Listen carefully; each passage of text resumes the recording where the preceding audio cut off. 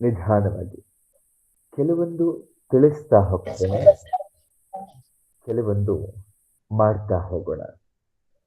ಪ್ರಾಣಾಯಾಮಗಳನ್ನ ಶ್ರದ್ಧೆಯಿಂದ ಮನಸ್ಸನ್ನ ಇಟ್ಟು ಕಲಿಯುವುದೇ ಹೇಗೆ, ಮನಸ್ಸಿನ ಪೂರ್ವಕವಾಗಿ ಮಾಡುವುದೇ ಹೇಗೆ, ಇದು ನಮ್ಮೆಲ್ಲರ ಧ್ಯೇಯ.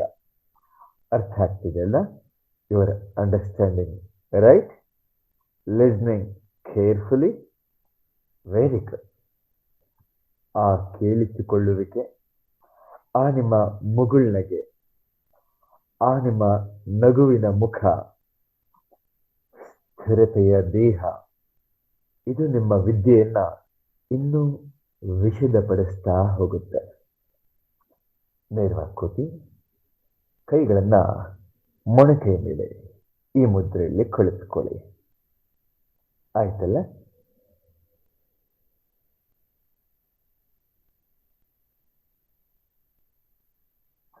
ಕಣ್ಣು ಮುಚ್ಚಿ ತಾವು ಅಭ್ಯಾಸ ಮಾಡಬಹುದು, ಕಣ್ಣು ತೆಗೆದಾದ್ರೂ ಮಾಡಬಹುದು. Breathe in,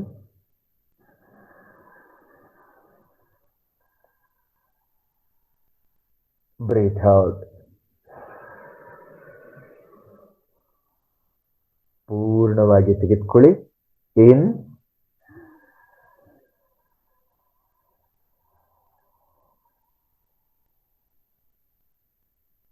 out,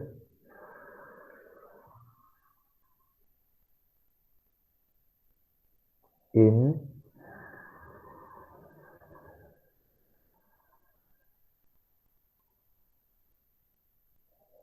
out. Breathe in,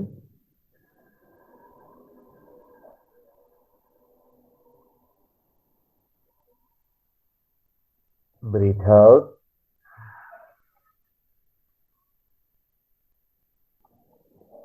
breathe in,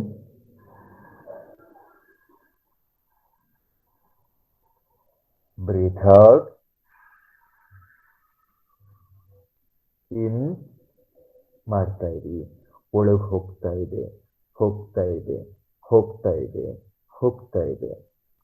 out, ಹೊರ ಬರ್ತಾ ಇದೆ, ಬರ್ತಾ ಇದೆ, ಬರ್ತಾ ಇದೆ, ಬರ್ತಾ ಇದೆ. ಇನ್,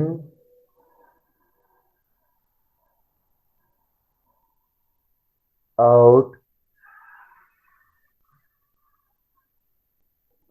ಇನ್,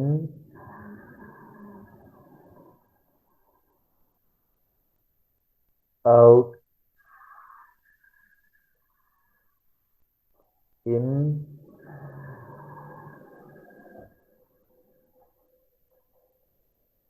ಔಟ್, ಇನ್,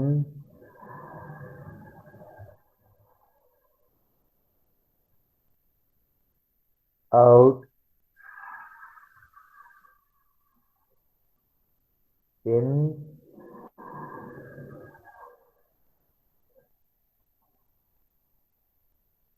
ಔಟ್. ಈಗ ವಿಶ್ರಾಂತಿ. ಕಣ್ಣನ್ನ ಮುಚ್ಚಿ ನಡೆಯುವ ಉಸಿರನ್ನ ನಾವು ಗಮನಿಸೋಣ. ಇದನ್ನ ಧ್ಯಾನ ಅಂತ ಹೇಳ್ತೇವೆ.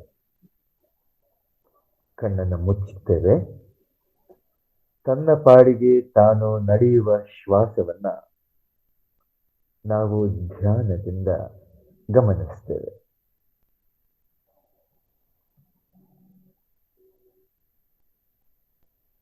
ಮನಸ್ಸಿನಿಂದ ಒಳ ಹೋಗುವ ಹೊರ ಬರುವ ಗಾಳಿಯನ್ನ ವೀಕ್ಷಣೆ ಮಾಡ್ತೇವೆ.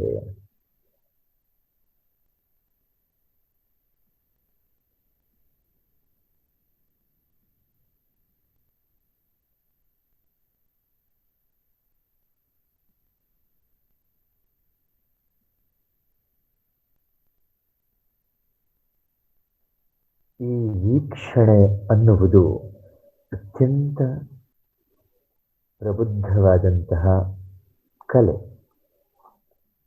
ಆತ್ಮದ ಗುಣ ಇದು. ನನ್ನನ್ನ ನೋಡ್ತಾ ಇದ್ದೀರಾ, ಇದೊಂದು ವೀಕ್ಷಣೆ.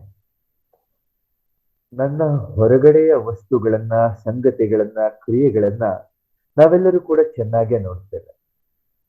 ಒಮ್ಮೆ ನನ್ನ ದೇಹವನ್ನ ನೋಡುವುದು, ಇದು ನನಗೆ ಅಭ್ಯಾಸ ಇಲ್ಲ.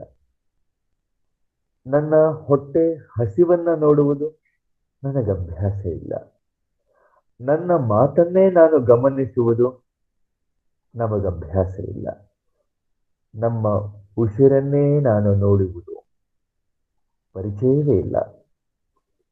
ಯೋಗದ ದಾರಿಯಲ್ಲಿ ಇದು ಮೊದಲನೆಯ ಹೆಜ್ಜೆ. ನನ್ನ ಮುಖ, ನನ್ನ ಶರೀರ, ನನ್ನ ಚಲನೆ, ನನ್ನ ದೃಷ್ಟಿ, ನನ್ನ ನಗು, ನನ್ನ ನಡೆ, ನನ್ನ ಮಾತು, ನನ್ನ ಉಸಿರು, ನನ್ನ ವಿಚಾರ ಎಲ್ಲವನ್ನು ಕೂಡ ನಾನಾಗಿ ನಾನು ಚೈತನ್ಯದಿಂದ ನೋಡುವ ಪ್ರಯತ್ನವೇ ಧ್ಯಾನ, ಯೋಗ, ಅಧ್ಯಾತ್ಮ, ಬೇರೆ ಬೇರೆ ಶಬ್ದಗಳಲ್ಲಿ ತಾವು ಕರೆಯಿರಿ. But this looking art, this witnessing art is called meditation.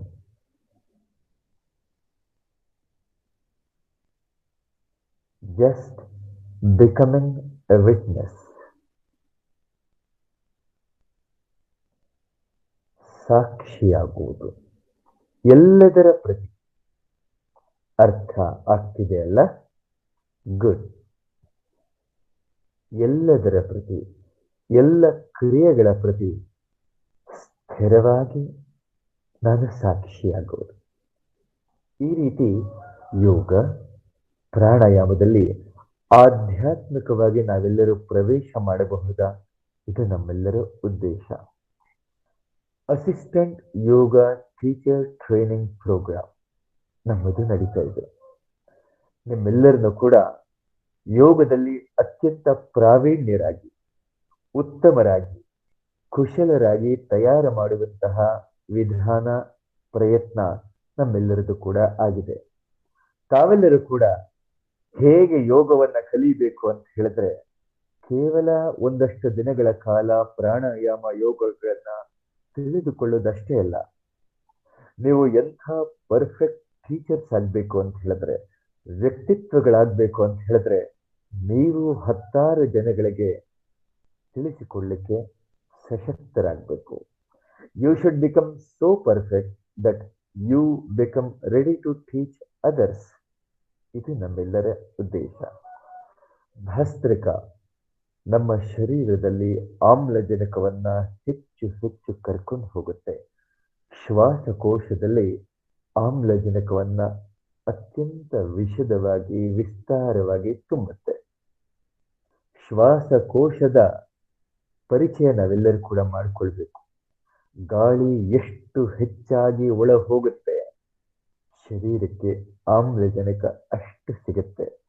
ಆಮ್ಲಜನಕ ಹೋದ ತಕ್ಷಣ ರಕ್ತ ಆ ಆಮ್ಲಜನಕವನ್ನ ಎಷ್ಟು ಸಾಧ್ಯವಾಗುತ್ತೆ ಅಬ್ಸಾರ್ಬ್ ಮಾಡಿಕೊಳ್ಳುತ್ತೆ, ಸಂಗ್ರಹ ಮಾಡುತ್ತೆ. ನಂತರ ದೇಹದ ಕೋಣ ಕೋಣೆ, ಕಣ ಕಣಕ್ಕೆ ಆಮ್ಲಜನಕವನ್ನು ತಲುಪಿಸುತ್ತೆ. ದಿಸ್ ಈಸ್ ಅನಟಾಮಿಕಲ್, ಬಯೋಲಾಜಿಕಲ್, ಜೈವಿಕ ಪ್ರಕ್ರಿಯೆ. ನೀವು ಆಮ್ಲಜನಕವನ್ನು ಎಷ್ಟು ತೆಗೆದುಕೊಳ್ತೀರಾ, ದೇಹದ ಮೂಲೆ ಮೂಲೆಗೆ, ಮೂಲೆ ಮೂಲೆಯ ಕಣ ಕಣಕ್ಕೆ ಆಮ್ಲಜನಕ ಸಿಗುತ್ತೆ. ಇದನ್ನ ಅರ್ಥ ಮಾಡಿಕೊಂಡು ನಾವು ಪ್ರಾಣಾಯಾಮ ಮಾಡೋದು ಇನ್ನು ಸ್ಪಷ್ಟವಾಗಿ ನಾವು ಮಾಡ್ಲಿಕ್ಕೆ ಶುರು ಮಾಡ್ತೇವೆ. ಅರ್ಥ ಆಯ್ತಲ್ವಾ? ಎಷ್ಟು ಹೆಚ್ಚು ಆಮ್ಲಜನಕ, ಅಷ್ಟು ಹೆಚ್ಚು ಜೈವಿಕ ಕ್ರಿಯೆ ನನ್ನ ಶರೀರದಲ್ಲಿ ನಡೆಯುತ್ತೆ. ಅಂಗಗಳು ಉತ್ಸಾಹಗೊಳ್ತವೆ. ಅಂಗಗಳಿಗೆ ಸ್ಪಷ್ಟ ಆಮ್ಲಜನಕ ಸಿಗುತ್ತೆ, ರಕ್ತ ಕೊಂಡೊಯ್ಯುತ್ತೆ. ಜೀವದ ಪ್ರತಿಯೊಂದು ಕಣ ಕಣ ಎದ್ದೇಳುತ್ತೆ, ನಗುತ್ತೆ, ಆರೋಗ್ಯವಾಗುತ್ತೆ, ಖುಷಿ ಆಗುತ್ತೆ, ನಿಮಗೆ ಥ್ಯಾಂಕ್ ಯು ಹೇಳುತ್ತೆ. This is quantum physics, quantum biology. ವಿಜ್ಞಾನದಲ್ಲಿ ಅತ್ಯಂತ ಮುನ್ನಡೆದಿರತಕ್ಕಂತಹ ವಿಜ್ಞಾನ ಇದು ಕ್ವಾಂಟಮ್ ಸೈನ್ಸ್. ಸೂಕ್ಷ್ಮವಾಗಿ ನೋಡುವಂತಹ ಪ್ರಕ್ರಿಯೆ. ಶರೀರದಲ್ಲಿ ಏನಾಗುತ್ತೆ, ಸೂಕ್ಷ್ಮದಲ್ಲಿ ಒಂದೊಂದು ಕಣದೂ ಕೂಡ ನಿಮ್ಮ ಶರೀರದಲ್ಲಿ ಮಾತನಾಡುತ್ತೆ. ಮತ್ತೊಮ್ಮೆ ಮಾಡೋಣವಾ? ಕುಳಿತುಕೊಳ್ಳಿ. ಈಗ 2ನೇ ಲೆವೆಲ್ನ ಭಸ್ತ್ರಿಕ. ಸ್ವಲ್ಪ ವೇಗವಾಗಿ ಉಸಿರನ್ನು ತೆಗೆದುಕೊಳ್ಳೋಣ, ಸ್ವಲ್ಪ ವೇಗವಾಗಿ ಉಸಿರನ್ನ ಹೊರಹಾಕೋಣ. ನಾವು ಆನ್ಲೈನ್ನಲ್ಲಿ ಇದ್ದೇವೆ. ನಾನು ನಿಮ್ಮೆಲ್ಲರನ್ನು ಎಷ್ಟು ನೋಡ್ಲಿಕ್ಕಾಗತ್ತೆ ಅಷ್ಟೇ ನೋಡ್ಲಿಕ್ಕಾಗತ್ತೆ. ಹತ್ತಿರದಿಂದ ನೀವು ಹೇಗೆ ಮಾಡ್ತಾ ಇದ್ದೀರಾ ನಾನು ನೋಡ್ಲಿಕ್ಕಾಗೋದಿಲ್ಲ. ಆದ್ರಿಂದ ನೀವೇ ಸ್ವಲ್ಪ ಎಚ್ಚರ ವಹಿಸಿ. ಯೋಗ ಮತ್ತೆ ಪ್ರಾಣಾಯಾಮ ಹೇಗಂದ್ರೆ ಹಾಗೆ ಮಾಡುವ ಕ್ರಿಯೆಯಲ್ಲ. ಎಲ್ಲೋ ಕುಳಿತಿದ್ದೇವೆ, ನಾವೆಲ್ಲರೂ ಟೆಕ್ನಾಲಜಿಯನ್ನು ಉಪಯೋಗಿಸಿ ಕಲಿತಿದ್ದೇವೆ ಖಂಡಿತ, ಆದ್ರೆ ತಪ್ಪು ಕೂಡ ಆಗ್ಬಾರ್ದಲ್ವಾ? So breathe in, breathe out, in out, in out, in out, in ಮಾಡ್ತಾ ಇರಿ, out, in out, in out, in out, in out, in out, in out, in out, in out, in out, in out, in out, in out, in out, in out. ವಿಶ್ರಾಂತಿ. ಕಣ್ಣನ್ನು ಮುಚ್ಚಿ ಈಗ ಶ್ವಾಸವನ್ನ ಗಮನಿಸಿ.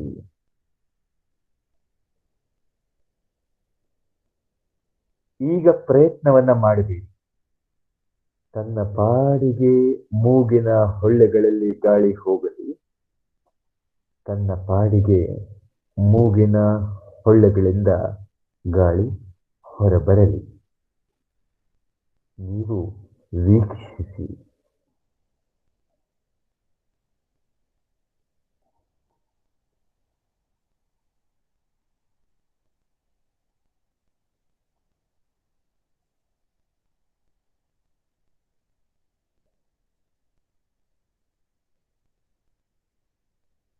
ಈ ವೀಕ್ಷಣೆಯಲ್ಲಿ ಶ್ವಾಸ ನಿಧಾನವಾಗುವುದು ನಿಮ್ಮ ಅರಿವಿಗೆ ಬರುತ್ತೆ.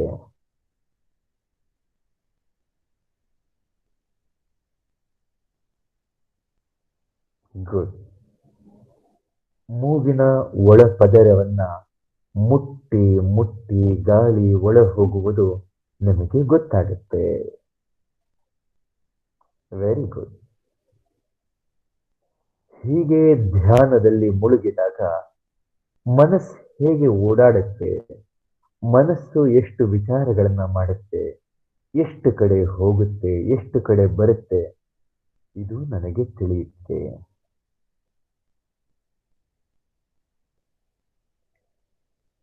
ಅನೇಕ ವಿಚಾರಗಳು ಬರ್ತವೆ, ಅನೇಕ ವಿಚಾರಗಳು ಹೋಗ್ತವೆ.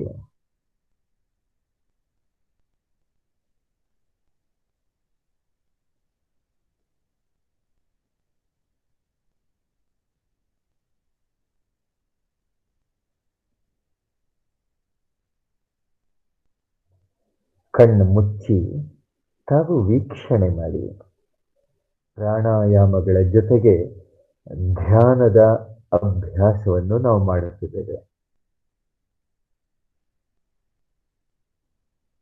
ರಿಲ್ಯಾಕ್ಸ್. ಕಣ್ಣು ಬಿಡಿ. ಧ್ಯಾನ ಅಂತ ಹೇಳಿದೆ. What is meditation?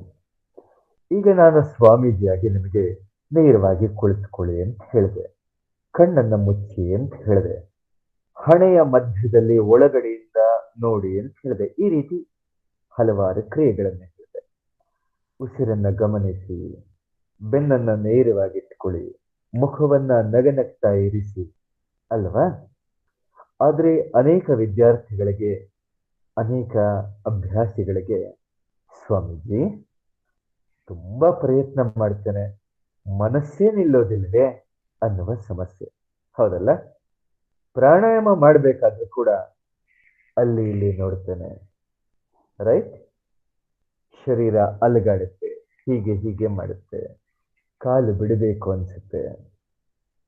ಒಮ್ಮೆ ನನ್ನನ್ನು ನಾನು ಹೀಗೆ ಕುಳಿತಿದ್ದೇನೆ, ನಾನು ಮುಖವನ್ನ ಎಷ್ಟು ಅಲುಗಾಡಿಸ್ತೇನೆ, ನಾನು ಕಣ್ಣುಗಳಲ್ಲಿ ಎಷ್ಟು ನೋಡ್ತೇನೆ, ನಾನು ಹೇಗೆ ಕೈಗಳನ್ನ ಅಲುಗಾಡಿಸ್ತೇನೆ, ಹೇಗೆ ನಿಮ್ಮ ಜೊತೆ ಮಾತನಾಡ್ತೇನೆ, ರೈಟ್?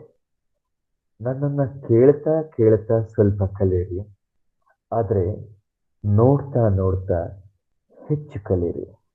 ಇದು ಅಭ್ಯಾಸದಿಂದ ಬಂದಿದೆ, ಪ್ರಜ್ಞಾಪೂರ್ವಕ ಅರಿವಿನಿಂದ ಬಂದಿದೆ. ನಾನು ಹೀಗೆ 1 ಗಂಟೆಗಿಂತ ಹೆಚ್ಚು ಕೂರಬಲ್ಲೆ, ಸ್ಥಿರವಾಗಿ ಪ್ರಜ್ಞೆಯಿಂದ.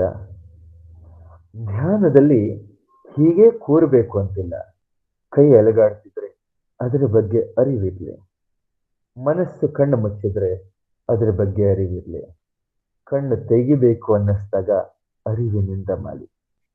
ಇದು ಧ್ಯಾನ. ನನ್ನ ಒಟ್ಟಾರೆ ಪ್ರಯತ್ನ, ನೀವು ಮಾಡುವ ಕೆಲಸಗಳನ್ನ ಹೇಗೆ ಮಾಡಿ? ಅರಿವಿನಿಂದ ಮಾಡಿ. ರಿಪೀಟ್, ಹೇಗೆ ಮಾಡಬೇಕು? ಅರಿವಿನಿಂದ. ಅನೇಕ ಹೆಣ್ಣು ಮಕ್ಕಳಿದ್ದೀರಾ, ಅನೇಕ ಪುರುಷರು ಇದ್ದೀರಾ. ಈ ಸೆಷನ್ ಆದ ನಂತರ ಕೆಲವರು ಅಡಿಗೆ ಮಾಡಲಿಕ್ಕೆ ಹೋಗ್ತೀರಿ, ಕೆಲವರು ಮಕ್ಕಳನ್ನ ಎಬ್ಬಿಸ್ಲಿಕ್ಕೆ ಹೋಗ್ತೀರಿ, ಕೆಲವರು ವಾಕಿಂಗ್ ಹೋಗ್ಬೋದು. ಆ ಕೆಲಸಗಳನ್ನ ಸ್ವಲ್ಪ ಸ್ವಲ್ಪವಾಗಿ ಎಚ್ಚರದಿಂದ ಮಾಡಲಿಕ್ಕೆ ಶುರು ಮಾಡಿ. ಚಪ್ಪಲಿ ಹಾಕ್ಕೊಳ್ತೀರಾ, ಅದೇನೋ ಒಂದು ಕೆಲಸ ಅನ್ನೋ ರೀತಿ ಮಾಡಬೇಡಿ. ಒಂದು ಕಾಲನ್ನ ಕ್ರಮವಾಗಿ ಹಾಕಿ, ಮತ್ತೊಂದು ಕಾಲನ್ನ ಎಚ್ಚರವಾಗಿ ಚಪ್ಪಲಿ ಒಳಗೆ ಹಾಕಿ. ಹೊಸದನ್ಸುತ್ತೆ ಅಲ್ಲ? Your life is starting with meditation. ನಾನು ಈಗ ನಿಮ್ಮ ಜೊತೆ ಮಾತನಾಡ್ತಿದ್ದೇನೆ, ಒಂದೊಂದು ಮಾತನ್ನು ಕೂಡ ಧ್ಯಾನ ಪೂರ್ವಕವಾಗಿ ಆಡ್ತಿದ್ದೇನೆ. ಈ ಅಭ್ಯಾಸವನ್ನ ಮಧ್ಯ ಮಧ್ಯದಲ್ಲಿ ಮನಸ್ಸು ಆಚೆ ಈಚೆ ಹೋದ್ರೆ ಅದನ್ನು ವೀಕ್ಷಣೆ ಮಾಡ್ತೇನೆ. 2ನೇ ಪ್ರಾಣಾಯಾಮ ಭಸ್ತ್ರಿಕಾ ಪ್ರಾಣಾಯಾಮ, ಕ್ಷಮಿಸಿ, ಕಪಾಲಭಾತಿ. ಭಸ್ತ್ರಿಕಾ ನಾವು ಮಾಡಿದ್ವಿ. ಕಪಾಲಭಾತಿಯಲ್ಲಿ ಮತ್ತಷ್ಟು ವಿಶೇಷ ಪ್ರಯತ್ನಗಳಾಗುತ್ತೆ.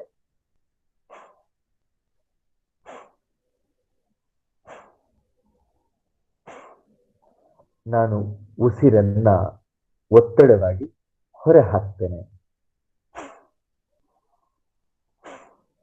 ಹಾಕಿದಾಗ ಹೊಟ್ಟೆ ಪ್ರೆಷರೈಸ್ ಆಗಿ ಪ್ರೆಸ್ ಆಗುತ್ತೆ. ಕಪಾಲ ಅಂದ್ರೆ ಹಣೆ, ಭಾತಿ ಅಂತ ಹೇಳಿದ್ರೆ ಹೊಳಪು. ನೆನಪಿಟ್ಕೊಳ್ತೀರಲ್ಲ? ಕಪಾಲ ಭಾತಿ ಅಂತ ಹೇಳಿದ್ರೆ ಕಪಾಲ, ಹಣೆ ಅಥವಾ ಮುಖದ ಪ್ರದೇಶ. ಯಾವ ಪ್ರಾಣಾಯಾಮವನ್ನ ವೈಜ್ಞಾನಿಕವಾಗಿ ಹೆಚ್ಚು ಮಾಡೋದ್ರಿಂದ ಮುಖ, ಹಣೆ, ಕಣ್ಣುಗಳಲ್ಲಿ ವಿಶೇಷವಾದಂತಹ ಕಾಂತಿ ಬರುತ್ತೆ, ಹೊಳಪು ಬರುತ್ತೆ, ಅದನ್ನ ಕಪಾಲಭಾತಿ ಅಂತ ಹೇಳ್ತಾರೆ. ಆರೋಗ್ಯದಲ್ಲೂ ಕೂಡ ಊಹಿಸಲಾರದ ಚೈತನ್ಯ, ಸ್ವಾಸ್ಥ್ಯ ಇವೆಲ್ಲವೂ ಕೂಡ ಬರುತ್ತೆ. ಕಪಾಲಭಾತಿ ನಾವು ಅಂದುಕೊಳ್ಳದ ವಿಶೇಷವಾದಂತಹ ಕೆಲಸವನ್ನು ಒಳಗೆ ಮಾಡುತ್ತೆ. ಕೈಗಳನ್ನ ಹಾಗೆ ಮೊಣಕಾಲಿನ ಮೇಲೆ ಇಟ್ಟುಕೊಳ್ಳೋಣ. ಕಪಾಲಭಾತಿಯನ್ನ ನಿಧಾನವಾಗಿ ಶುರು ಮಾಡೋಣ.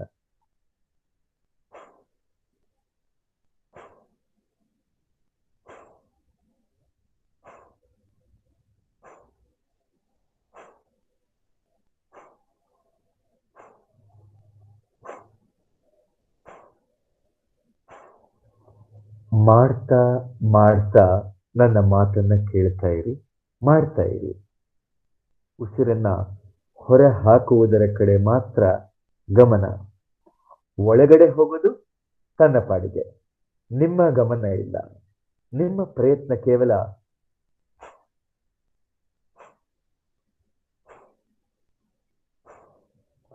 concentrate and put effort only throwing the breath. When it enters, there is no your conscious effort. ನಿಮ್ಮ ಚೈತನ್ಯ ಪ್ರಯಾಸ ಕೇವಲ ಹೊರಹಾಕುವುದರಲ್ಲಿ ಮಾತ್ರ.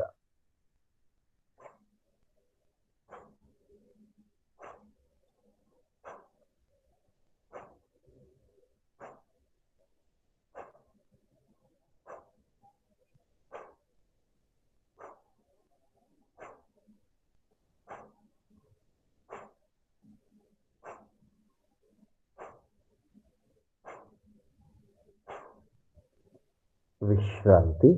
ಈಗ ನಿಧಾನವಾಗಿ ಉಸಿರನ್ನು ತೆಗೆದುಕೊಳ್ಳಿ. ಎಷ್ಟು ನಿಧಾನ ಹಾಗೂ ಉದ್ದವಾಗುತ್ತೆ ಹಾಗೆ ನಿಧಾನವಾಗಿ ಹೊರಹಾಕ್ತಾ ಇರಿ. ಈ ರೀತಿ ಒಂದು 4 ರಿಂದ 5 ಸಾರಿ ವಿಶ್ರಾಂತ ಗತಿಯಲ್ಲಿ ಮಾಡುವುದನ್ನ ಮಾಡೋಣ.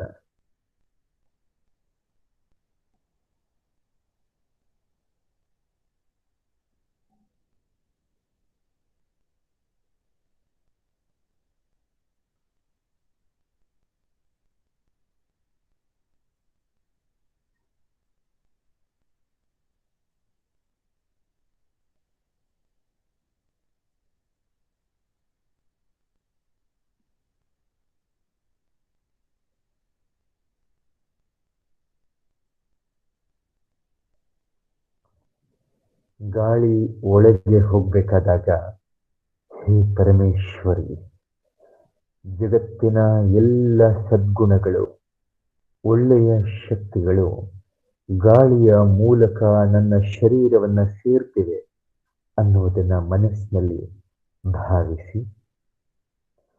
All the divine energies are moving through breath inside my body. Every part and cell of my body is getting rejuvenated. So I am feeling it. I am experiencing it.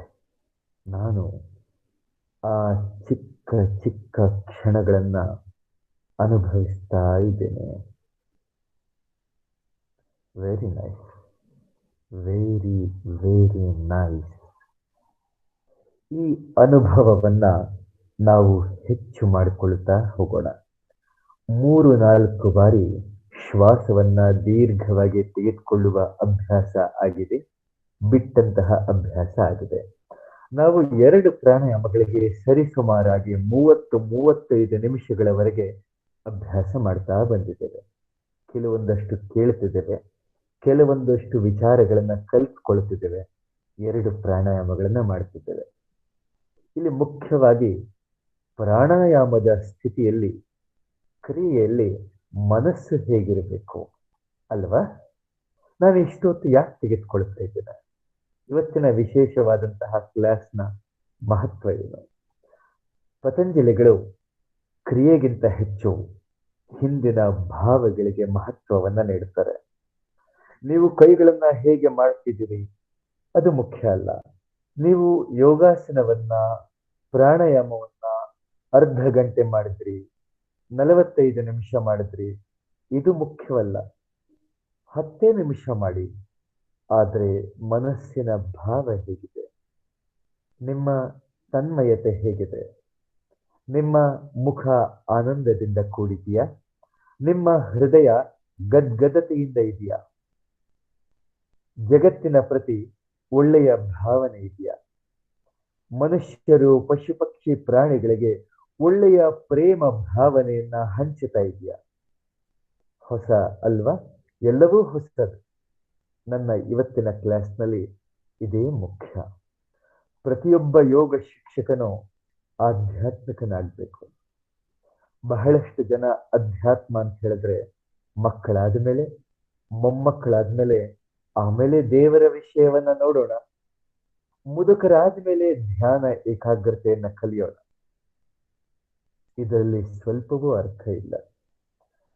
ಜೀವನ ಯಾವ ಕ್ಷಣದಲ್ಲಿ ಎಚ್ಚರವಾಗ್ತೇವೆ, ಆ ಕ್ಷಣದಿಂದಲೇ ನಮ್ಮ ಬದುಕನ್ನ ಎಚ್ಚರವಾಗಿ ನಡೆಸ್ಕೊಳ್ತಾ ಹೋಗುವುದೇ ಧ್ಯಾನ ಹಾಗೂ ಯೋಗದ ಭಾವ. ಭಸ್ತ್ರಿಕಾ 2 ಹಂತದಲ್ಲಿ ಮಾಡಿದ್ವಿ. ಕಪಾಲಭಾತಿಯನ್ನು ಕೂಡ 2ನೇ ಹಂತ. ಇದಕ್ಕಿಂತ ಸ್ವಲ್ಪ ವೇಗವಾಗಿ ನಾವು ಮಾಡೋಣ. ಶರೀರಕ್ಕೆ ಕಷ್ಟವಾದರೆ ನಾನು ಆವಾಗಲೇ ಹೇಳಿದೆ, ವಯಸ್ಸನ್ನ ಗಮನ ನೀಡುತ್ತಾ ನಿಮ್ಮ ಶರೀರದ ಡಾಕ್ಟರ್ ನೀವೇ ಆಗಬೇಕು. ನಾನು ಜೋರಾಗಿ ಮಾಡಿಸೋದ್ರಿಂದ ನಿಮ್ಮ ಶರೀರಕ್ಕೆ ಏನಾದರೂ ತೊಂದರೆ ಆಗ್ತಿದೆಯಾ ನೀವೇ ಗಮನಿಸಬೇಕು. ಕುಳಿತುಕೊಳ್ಳಿ. ಶರೀರ ಸ್ಥಿರವಾಗಿರಲಿ, ಮುಖ ಪ್ರಸನ್ನತೆಯಿಂದ ಇರಲಿ, ಕಣ್ಣು ಮುಚ್ಚಿರಲಿ ಅಥವಾ ನೋಡ್ತಲೂ ಮಾಡಿ. ಸ್ಟಾರ್ಟ್.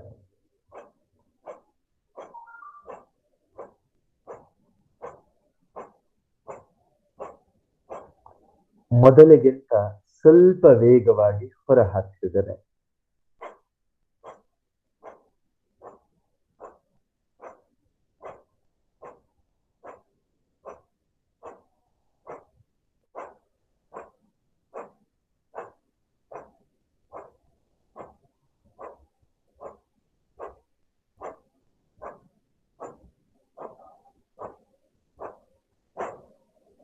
ವಿಶ್ರಾಂತಿ, ರಿಲ್ಯಾಕ್ಸ್.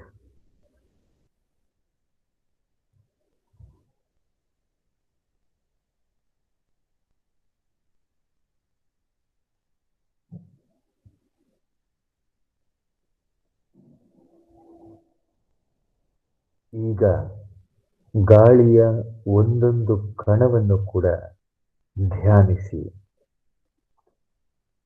ಮನಸ್ಸಿನಲ್ಲಿ ಶುದ್ಧ ಭಾವ,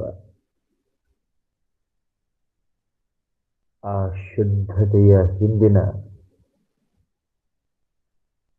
ಸಾಕ್ಷಿ ಭಾವವನ್ನ ಬೆಳಗಿಸಿ.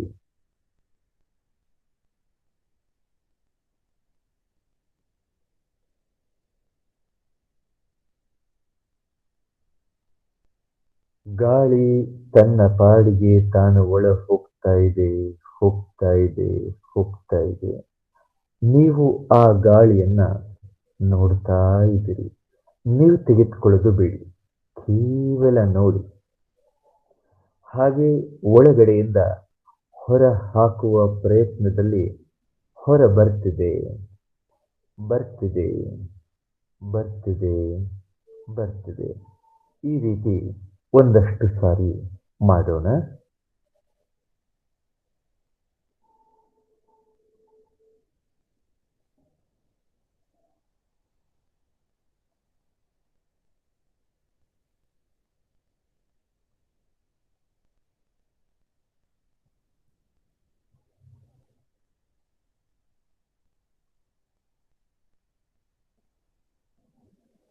ಒಳಗಡೆ ಹೋಗ್ಬೇಕಾದ್ರೆ ಗಾಳಿ ತಣ್ಣಗಿದೆ. ಉಸಿರು ಹೊರಗೆ ಬರಬೇಕಾದ್ರೆ ಸ್ವಲ್ಪ ಬೆಚ್ಚಗಿದೆ. ಗಮನಿಸಿ.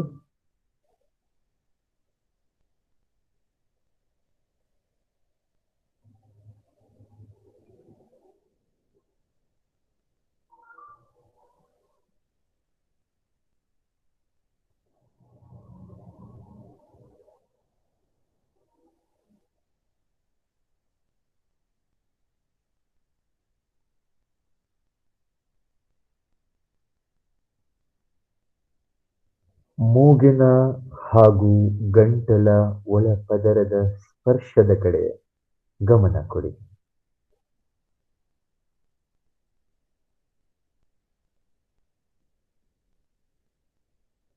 ವಿಶ್ರಾಂತಿ. ಈಗ ಬಾಹ್ಯ ಪ್ರಾಣಾಯಾಮ. ಬಾಹ್ಯ ಪ್ರಾಣಾಯಾಮಗಳು ಹಲವಾರು ಹಂತಗಳಲ್ಲಿದೆ. ಮೊದಲಿಗೆ ಬಾಹ್ಯ ಪ್ರಾಣ. ಬಾಹ್ಯ ಅಂದ್ರೆ ಹೊರಗಡೆ, ಪ್ರಾಣಾಯಾಮ ಅಂದ್ರೆ ಪ್ರಾಣದ ಆಯಾಮ. ಹೊರಗಡೆ ಅಂದ್ರೆ ಏನ್ ಹೇಳ್ತಾ ಇದ್ದೇನೆ? ಉಸಿರನ್ನ ಹೊರಗಡೆ ಹಾಕಿ ನಿಲ್ಲಿಸ್ತೇನೆ. ಎಷ್ಟು ಹೊತ್ತು? 5 ಸೆಕೆಂಡ್ ಇಂದ ಶುರು ಮಾಡೋಣ. 10 ಸೆಕೆಂಡ್ಗಳಿಗೆ ಪ್ರಯತ್ನ ಮಾಡೋಣ. ಶಕ್ತಿ ಇರುವವರು 15, 25, 30 ಸೆಕೆಂಡ್ಗಳವರೆಗೂ ಕೂಡ ನಿಲ್ಲಿಸಬಹುದು. ಕಷ್ಟವಾದರೆ ಉಸಿರನ್ನು ತೆಗೆದುಕೊಳ್ಳಿ. ಈ ರೀತಿ ಮಾಡೋದ್ರಿಂದ ನಾಭಿ, ಹೊಟ್ಟೆ ಪ್ರದೇಶ, ಮೂಲಾಧಾರ ಚಕ್ರ ಅಂತ ನಾವು ಹೇಳ್ತೇವೆ. ನಮ್ಮ ದೇಹದಲ್ಲಿ 7 ಚಕ್ರಗಳಿವೆ. ಎಷ್ಟು ಚಕ್ರಗಳು? 7. ಹೇಳ್ತೀರಾ? ಹೇಳಿಕೊಡ್ತಾನೆ. ಮೂಲಾಧಾರ, ಸ್ವಾಧಿಷ್ಠಾನ, ಮಣಿಪೂರ, ಅನಾಹತ, ವಿಶುದ್ಧ, ಆಜ್ಞಾ, ಸಹಸ್ರಾರ. ಈ ರೀತಿ ಇವುಗಳನ್ನ ಶಕ್ತಿ ಕೇಂದ್ರಗಳು ಅಂತ ಹೇಳ್ತೀವಿ. ಬಾಹ್ಯ ಪ್ರಾಣಾಯಾಮದಲ್ಲಿ ನನ್ನ ನಾಭಿಯ ಕೆಳಗಿನ 2-2.5 ಇಂಚಿನ ಕೆಳಗಿನ ಪ್ರದೇಶವನ್ನ ಸಂಕೋಚ ಮಾಡುತ್ತೇವೆ. ಉಸಿರನ್ನ ಹೊರಗೆ ಹಾಕಿ ನಿಲ್ಲಿಸಿದಾಗ ಅಲ್ಲಿ ಒತ್ತಡ ಬೀಳುತ್ತೆ. ಇದು ನಮ್ಮ ಕ್ರಿಯೆಯ ಉದ್ದೇಶ. ಕ್ರಮವಾಗಿ ಈ ಅಭ್ಯಾಸವನ್ನ ಮಾಡ್ತಾ ಮಾಡ್ತಾ ನಿಮ್ಮಲ್ಲಿ ಒಂದು ವಿಶೇಷವಾದಂತಹ ಅನುಭವ ಹಾಗೂ ಘಟನೆ ನಡೆಯುತ್ತೆ. ಅದು ಹಲವಾರು ದಿನಗಳ ಅಭ್ಯಾಸ ನಂತರ. ಬ್ರೀತ್ ಇನ್,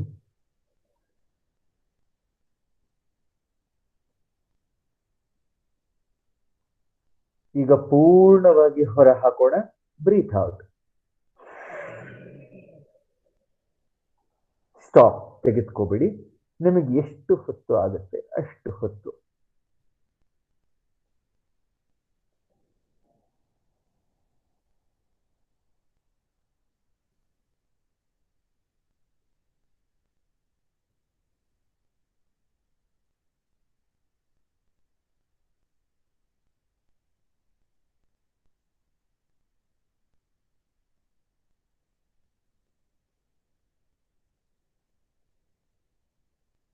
ತಮಗೆ ಎಷ್ಟು ಹೊತ್ತು ಆಗುತ್ತೆ ಅಷ್ಟೇ ಹೊತ್ತು ಮಾಡಿ. ರಿಲ್ಯಾಕ್ಸ್.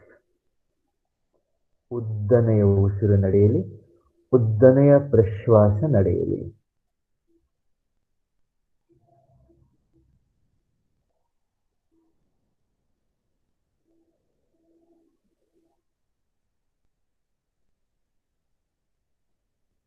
ಏನು ಹೇಳಿದೆ?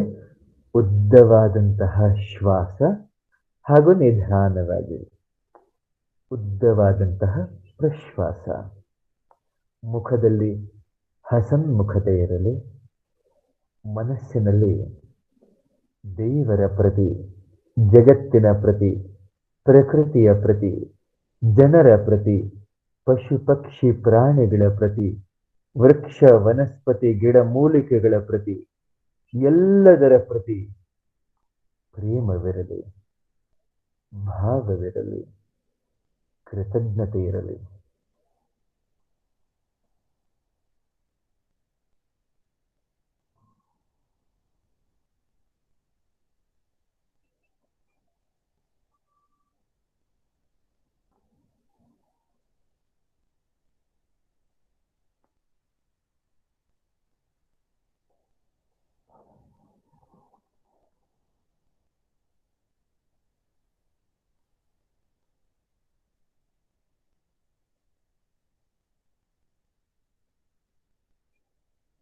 ನೆಕ್ಸ್ಟ್ ಅನುಲೋಮ ವಿಲೋಮ. ಇದು ಎಲ್ಲರಿಗೂ ಗೊತ್ತೇ ಇರುತ್ತೆ. ಎಡಗಡೆಯಿಂದ ಶುರು ಮಾಡೋಣ. ಬ್ರೀತ್ ಇನ್,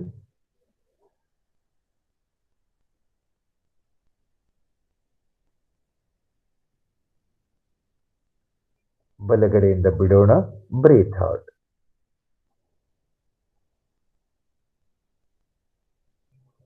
ಮತ್ತೆ ಬಲಗಡೆಯಿಂದನೇ ತೆಗೆದುಕೊಳ್ಳೋಣ.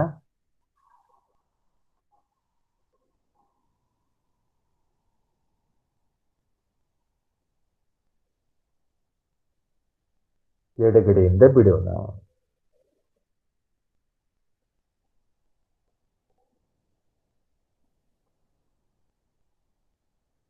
ಬ್ರೀತ್ ಇನ್,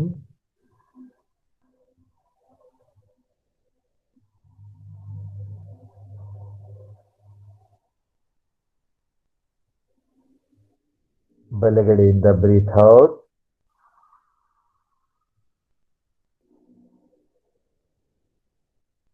ಬ್ರೀತ್ ಇನ್.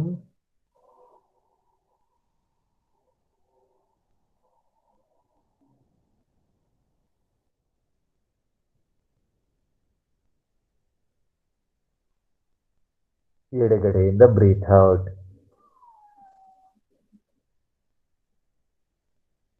ಮಾಡ್ತಾ ಇರಿ, ನನ್ನ ಮಾತನ್ನ ಕೇಳ್ತಾ ಇರಿ. ಅನುಲೋಮ ವಿಲೋಮ ಎಷ್ಟು ಉದ್ದ, ಎಷ್ಟು ಭಾವಪೂರ್ಣವಾಗಿ ಆಗುತ್ತೆ ಅಷ್ಟು ಒಳ್ಳೆಯದಿದೆ. ನಿಧಾನ, ಉದ್ದ ಉದ್ದ ಉದ್ದ ಉದ್ದವಾಗಿ ತೆಗೆದುಕೊಳ್ಳಬಹುದು. ಹಾಗೆ ನಿಧಾನ ಉದ್ದವಾಗಿ ಬಿಡ್ತಾ ಹೋಗಬಹುದು.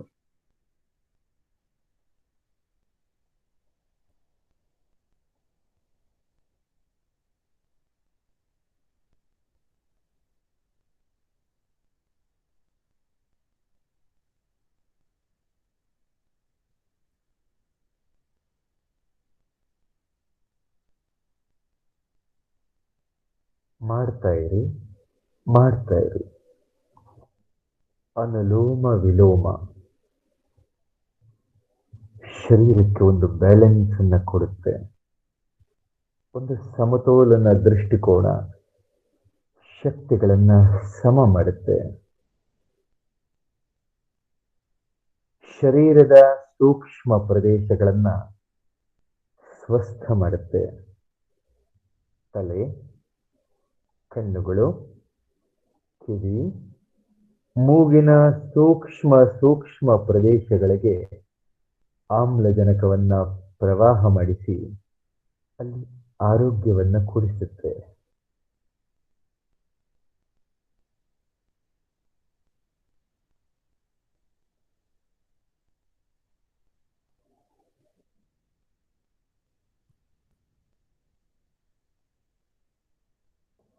ಅನುಲೋಮ ವಿಲೋಮದಲ್ಲಿ ಎಡಗಡೆಯಿಂದ ಶುರು ಮಾಡಿದ್ವಿ, ಎಡಗಡೆಯಿಂದ ಬಿಟ್ಟೇ ನಿಲ್ಲಿಸೋಣ.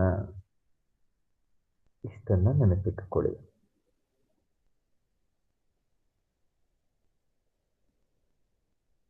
ಮತ್ತೊಮ್ಮೆ, we start from left nostril and we also end from left nostril. This is a very important thing which we have to remember in Anuloma Viloma Pranayama. And you are all becoming a perfect yoga sadhak.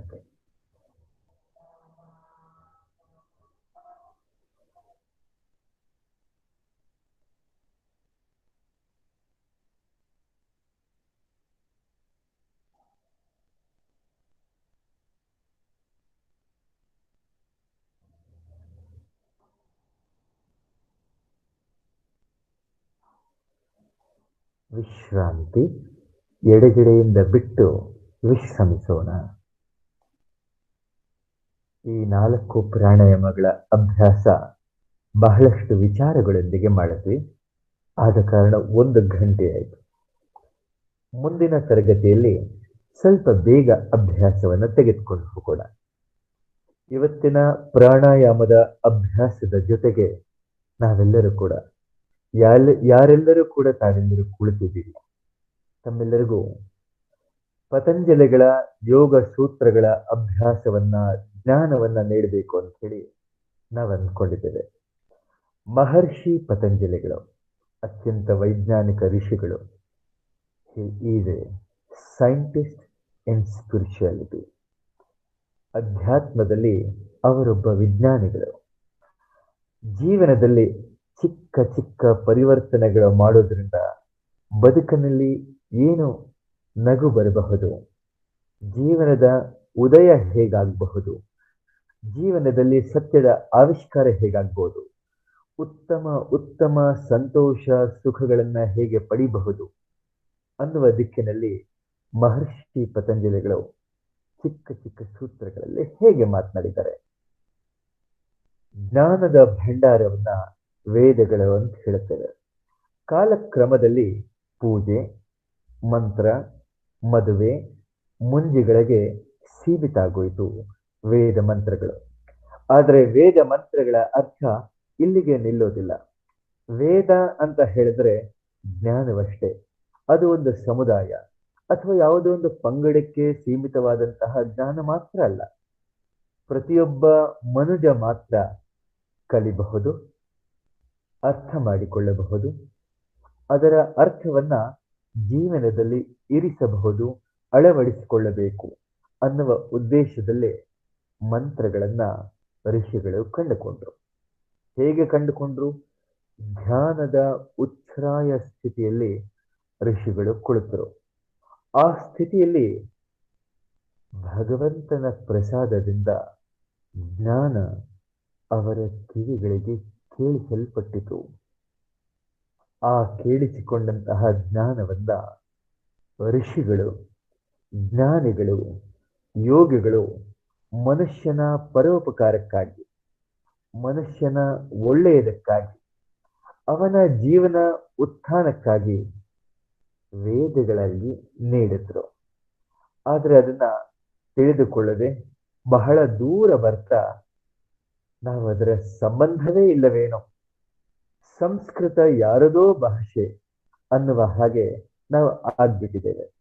ಈ ತರಗತಿಗಳಲ್ಲಿ ಸ್ವಲ್ಪ ಸಂಸ್ಕೃತ, ಸ್ವಲ್ಪ ವೇದ ಮಂತ್ರಗಳು, ಮುಖ್ಯವಾಗಿ ಯೋಗ, ಯೋಗ ಸೂತ್ರಗಳನ್ನ ನಾವು ತಿಳಿದುಕೊಳ್ಳಿಕ್ಕೆ ಪ್ರಯತ್ನ ಮಾಡ್ತೇವೆ. ಪೂರ್ತಿಯಾಗಿ ತಿಳಿದುಕೊಳ್ಳಿಕ್ಕೆ ಆಗದೇ ಇದ್ರೂ ಕೂಡ ಪರಿಚಯವನ್ನಂತೂ ಮಾಡಿಕೊಳ್ಳೋಣ. ಯೋಗ ಸಾಧಕರಿಗೆ ಈ ಮುಂಬರುವಂತಹ 5, 6, 7 ತರಗತಿಗಳಲ್ಲಿ ನಾವು ಪರಿಚಯ, ಸ್ವಲ್ಪ ಸ್ಥೂಲ ಪರಿಚಯ, ಸ್ವಲ್ಪ ಸೂಕ್ಷ್ಮವಾಗಿಯೂ ಕೂಡ ಈ ಯೋಗ ಸೂತ್ರಗಳಲ್ಲಿ ನಾವು ಇಣುಕಿ ನೋಡೋಣ. ಯೋಗ ಸೂತ್ರಗಳನ್ನ ಕೇಳ್ತಾ ಕೇಳ್ತಾ ನಮ್ಮಲ್ಲಿ ಅನೇಕ ಪರಿವರ್ತನೆ ಆಗತ್ತೆ. ನಿಮ್ಮ ಬದುಕಿನಲ್ಲೂ ಕೂಡ ಸ್ವಾಮೀಜಿ ಇಷ್ಟೊಂದು ವಿಷಯಗಳಿದೆಯಾ, ಇಷ್ಟೊಂದು ಸರಳವಾಗೂ ಕೂಡ ಯೋಗವನ್ನ ಅರ್ಥ ಮಾಡ್ಕೊಳ್ಬಹುದಾ ಅನ್ನೋದು. ನನಗೆ ಕೋಪ ಯಾಕೆ ಬರುತ್ತೆ, ನನಗೆ ಅಸೂಯೆ ಯಾಕೆ ಬರುತ್ತೆ, ನನಗೆ ಟೆನ್ಷನ್ ಯಾಕೆ ಬರುತ್ತೆ, ನಾನು ನಗಲಿಕ್ಕೆ ಪ್ರಯತ್ನ ಮಾಡಿದ್ರು ಕೂಡ ನಾನು ಯಾಕೆ ಒಳಗಡೆಯಿಂದ ನಗೋದಿಲ್ಲ, ಕೇವಲ ಇನ್ನೊಬ್ಬರಿಗೆ ತೋರಿಕೆಯ ನಗು ನನಗೆ ಯಾಕೆ? ಈ ಹಲವಾರು ಪ್ರಶ್ನೆಗಳಿಗೆ ಈ ಮುಂದಿನ 7-8 ದಿನಗಳಲ್ಲಿ ನಿಮ್ಮಲ್ಲೇ ಉತ್ತರ ಸಿಗುತ್ತೆ. ನಾನು ಉತ್ತರ ಕೊಡ್ತೇನೆ ಅಂತಲ್ಲ, ನನ್ನ ಮಾತುಗಳನ್ನ ಕೇಳ್ತಾ ಕೇಳ್ತಾ, ನನ್ನ ಜೊತೆ ನಡೀತಾ ನಡೀತಾ, ನಿಮ್ಮ ಚಿಂತನೆಯನ್ನ ಬೆಳೆಸ್ಕೊಳ್ತಾ ಬೆಳೆಸ್ಕೊಳ್ತಾ ಅನೇಕ ಉತ್ತರಗಳು ನಿಮಗೆ ಸಿಗುತ್ತೆ. ರಮಣ ಮಹರ್ಷಿಗಳು, ರಾಮಕೃಷ್ಣ ಪರಮಹಂಸರು, ಇವರ ಜೀವನದಲ್ಲಿ ಅನೇಕ ಅನುಯಾಯಿಗಳು, ಶಿಷ್ಯರು ಪ್ರಶ್ನೆಗಳನ್ನ ಇಟ್ಕೊಂಡು ಹೋಗ್ತಾ ಇದ್ರು. ಇವರಿಬ್ಬರು ಬಹಳಷ್ಟು ಭಾಷಣ, ಪ್ರವಚನಗಳನ್ನ ಮಾಡ್ತಿರ್ಲಿಲ್ಲ. ಕೇವಲ ಮೌನವಾಗಿ ಅವರನ್ನ ನೋಡ್ತಾ ಕುಳಿತಿರ್ತಿದ್ರು. ಅವರ ಶಿಷ್ಯರು, ಅನುಯಾಯಿಗಳು, ಭಕ್ತರು ಕೂಡ ಆ ಗುರುಗಳ ಕಣ್ಣಲ್ಲೇ ಕಣ್ಣಿಟ್ಟು ನೋಡ್ತಾ ಕುಳಿತಿರುತ್ತಿದ್ರು. ಈ ಧ್ಯಾನದ ಕ್ರಿಯೆಯಲ್ಲಿ ಅವರ ಅನೇಕ ಪ್ರಶ್ನೆಗಳಿಗೆ ತನ್ನಷ್ಟಕ್ಕೆ ತಾನೇ ಉತ್ತರ ಹೊಳೆದು ಬಿಡ್ತಿತ್ತು. ಅದ್ಭುತ ಅಲ್ಲ? ಇದು ನಿಮಗೂ ಆಗುತ್ತೆ. ಯಾವ ಅನುಭವಗಳನ್ನ, ಯಾವ ಪ್ರಾಣ ಕ್ರಿಯೆಗಳನ್ನ, ಯಾವ ಧ್ಯಾನದ ಕ್ರಿಯೆಗಳನ್ನ ನಾನು ನಿಮಗೆ ಉಪದೇಶ ಮಾಡ್ತಿದ್ದೇನೆ, ಹೇಳ್ತಿದ್ದೇನೆ, ತಿಳಿಸಿಕೊಡ್ತಿದ್ದೇನೆ, ಇದು ಕಥನ ಮಾತ್ರವಲ್ಲ. ಯಾವ ಅನುಭವಗಳ ಬಗ್ಗೆ ನಾನು ಮಾತನಾಡ್ತಿದ್ದೇನೆ ಅದು ಅನುಭವ ಸತ್ಯ ಕೂಡ. ಯಾವ ಜ್ಞಾನದ ಬಗ್ಗೆ, ಯಾವ ಯೋಗದ ಶಕ್ತಿಗಳ ಬಗ್ಗೆ ನಾನು ನಿಮ್ಮ ಮುಂದೆ ಮಾತನಾಡ್ತೇನೆ, ಚಕ್ರಗಳಿವೆ, ಇವುಗಳನ್ನ ಎಚ್ಚರ ಮಾಡಬಹುದು. ನೀನು ಯಾವ ಸ್ವರೂಪದಲ್ಲಿ ಈಗಿದೆಯಾ ಅದು ನೀನಲ್ಲ, ನೀನು ಬೇರೇನೋ ಇದೆಯಾ ಅನ್ನುವುದು ಬೂಟಾಟಿಕೆಯ ಮಾತಷ್ಟೇ ಅಲ್ಲ, ಇದು ಅನುಭವ ಗೋಚರ ಸತ್ಯವೂ ಕೂಡ. ಅರ್ಥ ಆಗ್ತಿದೆ ಅಲ್ಲ? It is reality. ಕೇವಲ ಇಣುಕಿ ನೋಡಬೇಕು, ಕೇವಲ ಪರದೆಯನ್ನು ತೆಗಿಬೇಕು, ಕೇವಲ ಒಂದು ಚಿಕ್ಕ ಪ್ರಯತ್ನ ಬೇಕಷ್ಟೇ. ಚಿಕ್ಕದೇ, ಅದನ್ನೇ ಸಾಕ್ಷಿತ್ವ, ಧ್ಯಾನ, ವಿಟ್ನೆಸಿಂಗ್ ಆರ್ಟ್ ಅಂತ ಕಲಿತೀವಿ.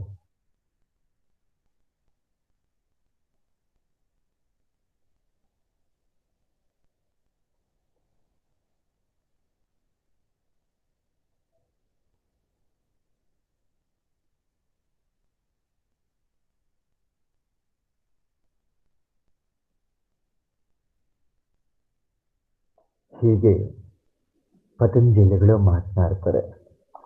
ವೇದಗಳು ಜ್ಞಾನ ಅಂತ ಹೇಳಿದೆ.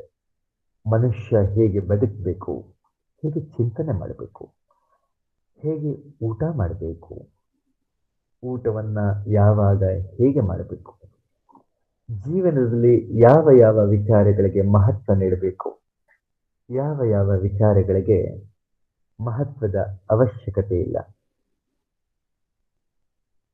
ಅನ್ನುವ ಮಾತುಗಳನ್ನ ಕ್ರಮವಾಗಿ ಹೇಳ್ತಾ ಹೋಗ್ತಾರೆ. ವೇದಗಳ ಮಂತ್ರಗಳ ಅರ್ಥವನ್ನೇ ಋಷಿಗಳು ಸೂತ್ರಗಳಾಗಿ ಪೋಣಿಸಿದ್ರು. ಎಷ್ಟೊಂದು ಮಣಿಗಳನ್ನ ಒಂದು ದಾರದಲ್ಲಿ ಹೇಗೆ ಪೋಣಿಸ್ತೇವೆ, ಹಾಗೆ ಎಷ್ಟೊಂದು ವಿಚಾರಗಳನ್ನ ಒಂದು ಸೂತ್ರದಂತಹ ದಾರದಲ್ಲಿ ಕೆಲವೇ ಶಬ್ದಗಳಲ್ಲಿ ಪೋಣಿಸ್ತಾರೆ. ಅರ್ಥ ಆಯ್ತಲ್ವಾ? ಇದನ್ನ ಸೂತ್ರ ಅಂತ ಹೇಳ್ತಾರೆ. ಜೀವನದಲ್ಲಿ ನಾವು ತಿಳಿದುಕೊಳ್ಳಬೇಕಾದಂತಹ ವಿಷಯಗಳಲ್ಲೂ 6 ದರ್ಶನಗಳಿವೆ. There are 6 philosophies which we have to try to understand a little bit. 6 ದರ್ಶನಗಳನ್ನ ಪರಿಚಯವನ್ನಾದರೂ ಮಾಡಬೇಕು ಅನ್ನುವ ಪ್ರಯತ್ನವೇ ಈ ಯೋಗ ಸೂತ್ರಗಳು ಅಥವಾ ಶಿಕ್ಷಕರನ್ನಾಗಿ ತಯಾರು ಮಾಡತಕ್ಕಂತಹ ಈ ತರಗತಿಗಳು. 6 ದರ್ಶನಗಳು ಯಾವ್ದು? ಒಂದ್ಸರಿ ನಾವೆಲ್ಲರೂ ಹೇಳೋಣ. ಯೋಗ, ಸಾಂಖ್ಯ, ನ್ಯಾಯ, ವೈಶೇಷಿಕ, ಪೂರ್ವ ಮೀಮಾಂಸಾ, ಉತ್ತರ ಮೀಮಾಂಸಾ. Very good. ತಾವು ನೋಟ್ಬುಕ್, ಪೆನ್ಸಿಲ್, ಪೆನ್ ಇಟ್ಕೊಂಡಿದ್ರೆ ನೋಟ್ ಮಾಡ್ಕೊಳ್ಳಿ, ಬರೆದುಕೊಳ್ಳಿ. ಇಲ್ಲ ಮನಸ್ಸಿನಲ್ಲಿ ಇವುಗಳನ್ನ ಹೇಳಿ. ಇವುಗಳನ್ನ 6 ದರ್ಶನಗಳು ಅಂತ ಹೇಳ್ತೀವಿ.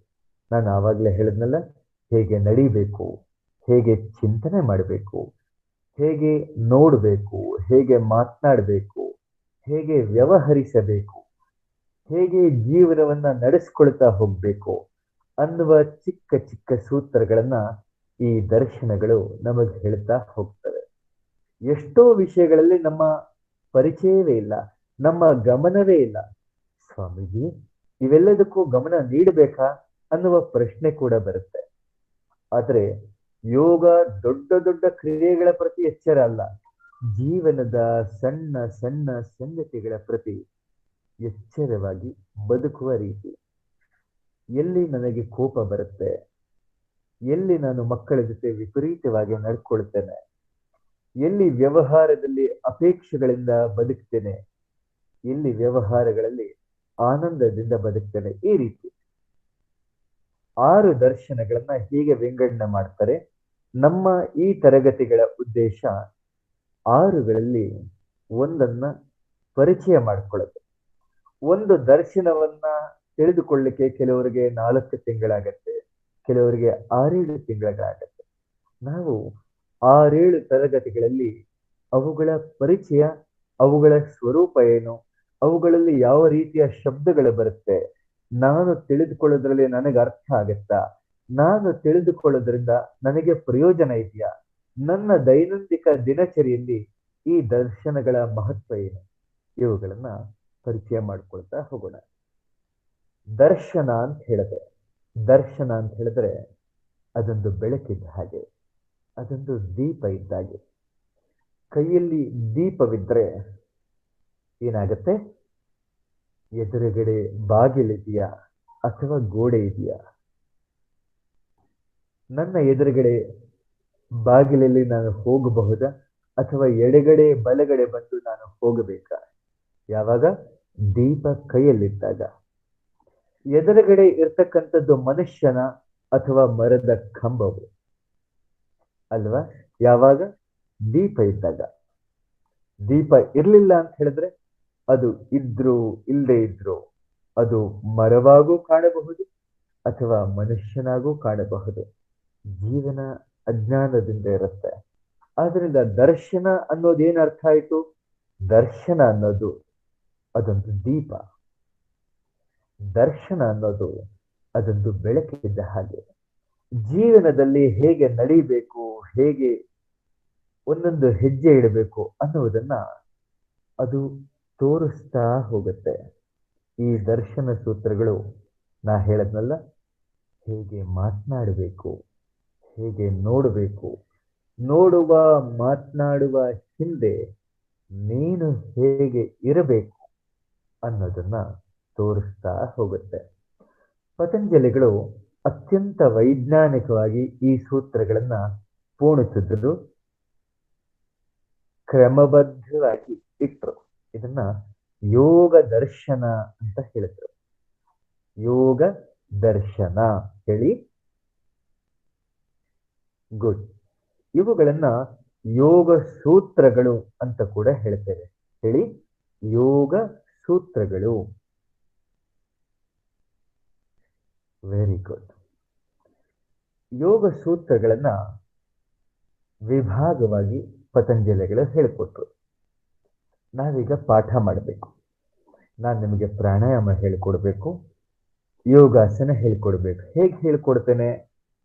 ನಾನು ಹೇಳಿಕೊಡೋದಕ್ಕಿಂತ ಮುಂಚೆ ನನ್ನ ಎದುರುಗಡೆ ಕುಳಿತಿರ್ತಕ್ಕಂಥವ್ರು 2ನೇ ಕ್ಲಾಸ್ನವರ, 4ನೇ ತರಗತಿಯವರ ಅಥವಾ 8ನೇ ತರಗತಿಯವರ ನಾನು ತಿಳಿದುಕೊಳ್ಳಬೇಕೋ ಬೇಡವೋ? ತಿಳಿದುಕೊಳ್ಬೇಕು. ಯಾಕೆ? ಯಾವ ಯಾವ ವ್ಯಕ್ತಿಗಳು ಯಾವ ಯಾವ ತರಗತಿಯಲ್ಲಿದ್ದಾರೆ ಅವರಿಗೆ ಆ ಆ ರೀತಿಯ ಶಬ್ದಗಳನ್ನ ಉಪಯೋಗಿಸಿ ಪಾಠ ಮಾಡಬೇಕಾಗತ್ತೆ. 9ನೇ ತರಗತಿಯ ವಿದ್ಯಾರ್ಥಿಗಳಿಗೆ ನಾವು 2ನೇ ತರಗತಿಯ ಪಾಠಗಳನ್ನ ಹೇಳಿದ್ರೆ ಬೋರ್ ಆಗ್ತಾರೆ. 2ನೇ ತರಗತಿಯ ವಿದ್ಯಾರ್ಥಿಗಳಿಗೆ 10ನೇ ತರಗತಿಯ ಭೌತಶಾಸ್ತ್ರ, ಫಿಸಿಕ್ಸ್, ಕೆಮಿಸ್ಟ್ರಿ, ಬಯಾಲಜಿಯನ್ನ ಹೇಳಿದ್ರೆ ಅವರ ತಲೆಗೆ ಎಟುಕೋದೇ ಇಲ್ಲ. ಆದ ಕಾರಣ ಯಾವ ತರಗತಿಯ ಸ್ತರದಲ್ಲಿ ವಿದ್ಯಾರ್ಥಿಗಳಿದ್ದಾರೆ ಅಂತ ತಿಳಿದು ಪಾಠ ಹೇಳೋದು ಉತ್ತಮ. ಆದ ಕಾರಣ ನಾವು ಇವತ್ತು ತಿಳಿದುಕೊಳ್ತಕ್ಕಂತಹ ಪಾತಂಜಲ ಯೋಗ ಸೂತ್ರಗಳು 4 ಪಾದಗಳಾಗಿ ವಿಂಗಡಣೆ ಮಾಡಿದ್ದಾರೆ. ಪಾದ ಮೀನ್ಸ್ ಡಿವಿಷನ್. 25%, 25% ಹೇಗೆ ಪಾದ ಅಂತ ಹೇಳ್ತೇವೆ. ಮಂಚಕ್ಕೆ 4 ಕಾಲುಗಳು ಹೇಗೋ ಹಾಗೆ ದರ್ಶನಕ್ಕೆ 4 ಪಾದಗಳು. ಹೆಸರನ್ನ ಹೇಳೋಣ. 4 ಪಾದಗಳು ಹೆಸರು ಹೀಗಿದೆ. ತಾವೆಲ್ಲರೂ ನನ್ನ ಹಿಂದೆ ರಿಪೀಟ್ ಮಾಡಿ. ಸಮಾಧಿ, ಸಮಾಧಿ, ಸಾಧನ, ಸಾಧನ, ವಿಭೂತಿ, ವಿಭೂತಿ, ಕೈವಲ್ಯ. Very good. ಇವುಗಳ ಜೊತೆ ಪಾದ ಪಾದ ಸೇರಿಸೋದು. ಸಮಾಧಿ ಪಾದ, ಸಾಧನ ಪಾದ, ವಿಭೂತಿ ಪಾದ, ಕೈವಲ್ಯ ಪಾದ. ಪತಂಜಲಿ ಮಹರ್ಷಿಗಳು ನಮ್ಮೆಲ್ಲರನ್ನು ಕೂಡ ನೋಡಿದರು. ಕೆಲವರು ಧ್ಯಾನದಲ್ಲಿ, ಸಾಧನೆಯಲ್ಲಿ, ಯೋಗದಲ್ಲಿ ಬಹಳಷ್ಟು ಮುಂದೆ ಇದ್ದಾರೆ. ಅವರಿಗೆ ಬಹಳ ಸೂಕ್ಷ್ಮವಾಗಿ, ವೇಗವಾಗಿ ಪಾಠ ಮಾಡಬಹುದು. ಅವರಿಗೆ ಸಮಾಧಿ ಪಾದವನ್ನ ಹೇಳಿದರು. ಬಹಳಷ್ಟು ಜನ ಗೃಹಸ್ಥರಿದ್ದಾರೆ, ವಿವಾಹಿತರಿದ್ದಾರೆ, ತಮ್ಮದೇ ಆದಂತಹ ವ್ಯವಹಾರಗಳು, ತಮ್ಮದೇ ಆದಂತಹ ಜಂಜಾಟದಲ್ಲಿದ್ದಾರೆ.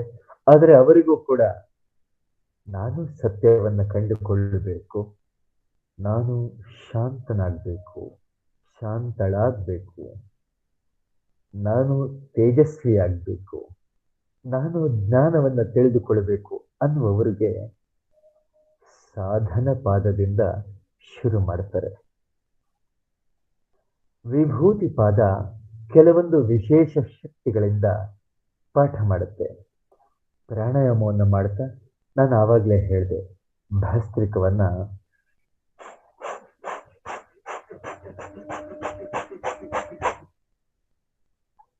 ಇಷ್ಟು ವೇಗವಾಗಿ ತೆಗೆದುಕೊಂಡು ಹೋದಾಗ ಒಳಗಡೆ ಕದಲುತ್ತೆ. ಒಳಗಡೆ ಒಂದು ವಿಶೇಷವಾದಂತಹ ಶಕ್ತಿಗಳ ಉದ್ಭವವಾಗುತ್ತೆ, ಏಕಾಗ್ರತೆ ಬೆಳೆಯುತ್ತೆ.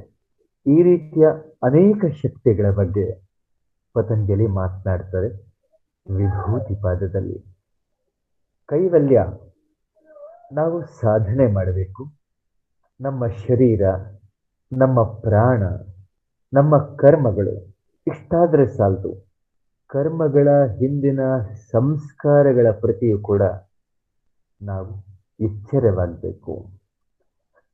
ಸಟಲ್ ಫಾರ್ಮಲ್ಲಿ ನಮ್ಮನ್ನು ನಾವು ಬದಲಾವಣೆ ಮಾಡಿಕೊಳ್ಬೇಕು ಅನ್ನುವ ದೃಷ್ಟಿಕೋನದಲ್ಲಿ ಕೈವಲ್ಯ ಪಾದವನ್ನ ಹೇಳ್ತಾರೆ. ಇವೆಲ್ಲವೂ ಕೂಡ ಬಹಳ ವಿಸ್ತಾರವಾಗಿದೆ. ಆದರೆ ಪರಿಚಯದಿಂದ ಅರ್ಥವಾಗುವ ದಿಕ್ಕಿನೆಡೆಗೆ ನಾವು ತಿಳಿದುಕೊಳ್ಳಿಕ್ಕೆ ಪ್ರಯತ್ನ ಮಾಡೋಣ.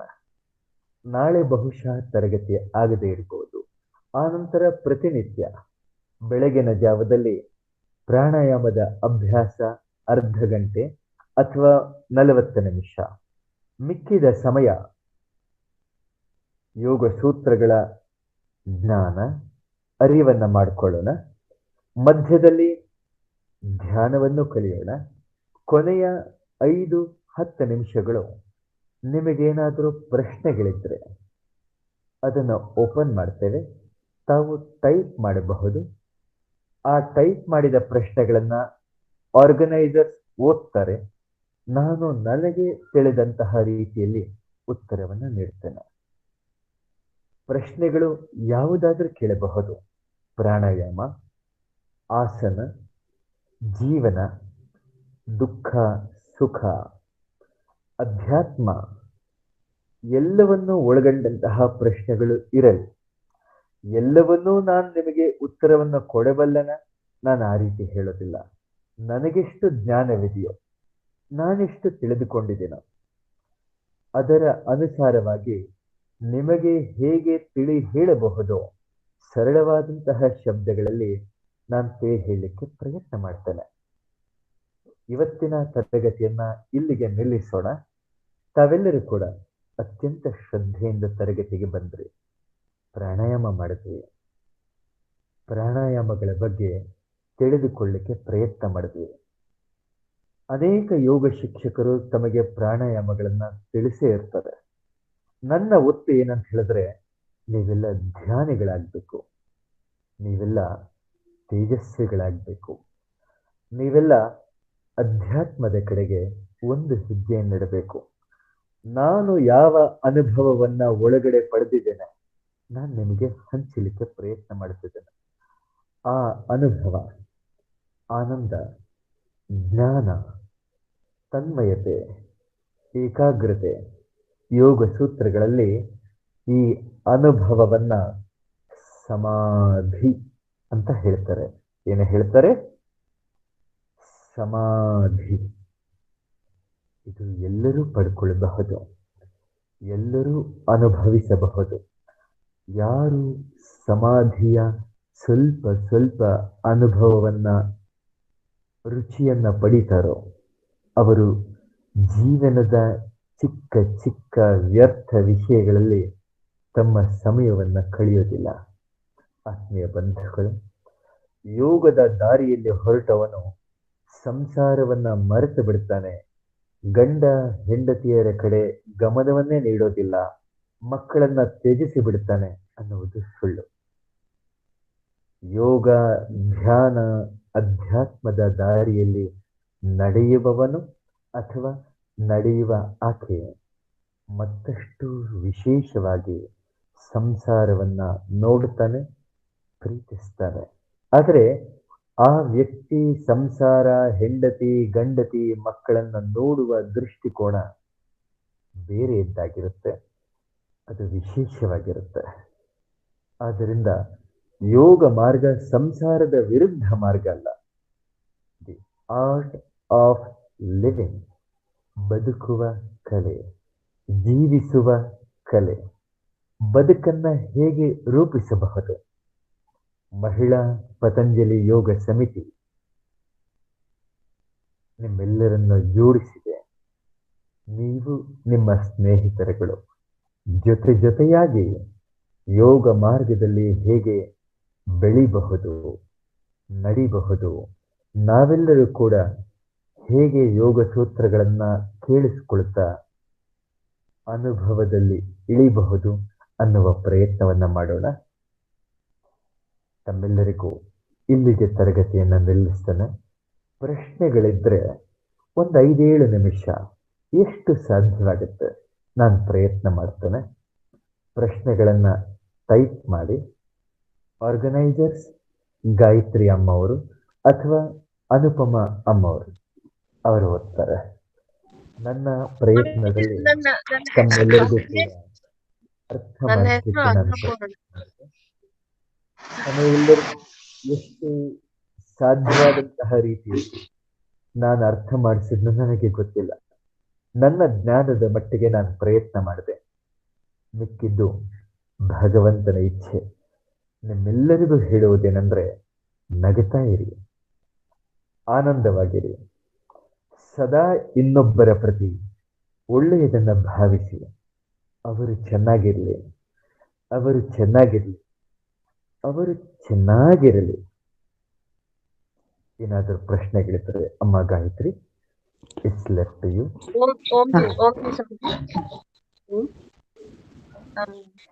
ಯಾರಾದ್ರೂ ಪ್ರಶ್ನೆಗಳನ್ನ ಕೇಳುವರಿದ್ರೆ ಮೆಸೇಜ್ ಬಾಕ್ಸ್ ಅಲ್ಲಿ ಹಾಕಿ, ನಾವು ಅದನ್ನ ನಿಮ್ಗೆ. ಓಂಜಿ ಸ್ವಾಮೀಜಿ, ತುಂಬಾ ಚೆನ್ನಾಗಿತ್ತು. ಆಧ್ಯಾತ್ಮದ ಕಡೆ ಮನಸ್ಸನ್ನ ಹೇಗೆ ನಾವು ಆರ್ಟ್ ಆಫ್ ಲಿವಿಂಗ್ ಅಲ್ಲಿ ನಮ್ಮ ಮನಸ್ಸನ್ನ ತಗೊಂಡೋಗ್ಬೇಕು, ನಮ್ಮ ಯೋಗಿಕ್ ಪ್ರಾಣಾಯಾಮದ ಬಗ್ಗೆ ತುಂಬಾ ಚೆನ್ನಾಗಿ ತಿಳಿಸ್ಕೊಟ್ಟಿದ್ದೀರಾ. ನಿಮ್ಗೆ ಮನಸ್ಪೂರ್ವಕ ಧನ್ಯವಾದಗಳನ್ನ ಹೇಳ್ತೀನಿ. ಈಗ ನನ್ನ ಕ್ವಶನ್ಸ್ ನ ಓದ್ತೀನಿ ಸ್ವಾಮೀಜಿ. ಇವರು ಗಂಗಮ್ಮಾಜಿ ಹಾಕಿದ್ದಾರೆ, how to control our mind in dhyana. ಬಹಳಷ್ಟು ಜನಗಳ ಪ್ರಶ್ನೆ, ಧ್ಯಾನ ಅಂತ ಹೇಳಿದ್ರೆ ಕಂಟ್ರೋಲಿಂಗ್ ಅಂತ ತಿಳ್ಕೊಳ್ತಾರೆ, ನಾವು ಮಾಡುವ ಪ್ರಯತ್ನ ಅಂತ ತಿಳಿತಾರೆ. ತಾವೆಲ್ಲ ಅಭ್ಯಾಸಿಗಳು. ಮೊದಲು ಶರೀರ, ಶ್ವಾಸ ಇವುಗಳನ್ನ ನೋಡ್ಲಿಕ್ಕೆ ಶುರು ಮಾಡಿ. ಮನಸ್ಸು ಕಂಟ್ರೋಲ್ ಆಗಲ್ಲ, ಕಂಟ್ರೋಲ್ ಆಗೋದಿಲ್ಲ ಅಂತ ಹೇಳಿದ್ರಿ ನೀವು. ಈಗ ನನ್ನ ಜೊತೆ ಕುಳಿತಿದ್ದೀರಾ, ಒಂದು ಕ್ಷಣದಲ್ಲಿ ಊಟದ ಕಡೆ ಹೋಯ್ತು, ಇನ್ನೊಂದು ಕ್ಷಣದಲ್ಲಿ ಸಾಲದವರ ಕಡೆ ಹೋಯ್ತು, ಇನ್ನೊಂದು ಕ್ಷಣದಲ್ಲಿ ಮಕ್ಕಳ ಕಡೆ ಹೋಯ್ತು. ಇದೇ ತಾನೇ ಕಂಟ್ರೋಲ್ ಆಗಲ್ಲ ಅಂತ ಹೇಳಿ ನಾನು ನಿಮ್ಗೆ ಹೇಳ್ತೇನೆ. ಧ್ಯಾನ ಅಂತ ಹೇಳಿದ್ರೆ ಆ ಓಡುವಂತಹ ಮನಸ್ಸಿನ ಪ್ರತಿ ಎಚ್ಚರವಾಗಿ.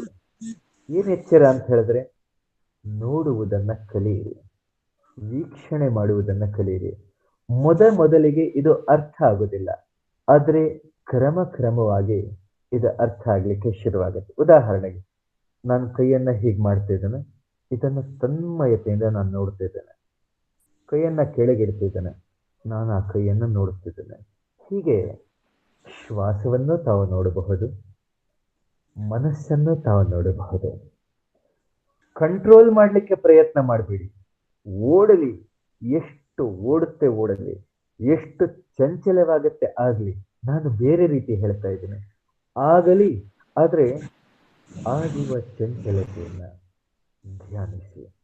Next question.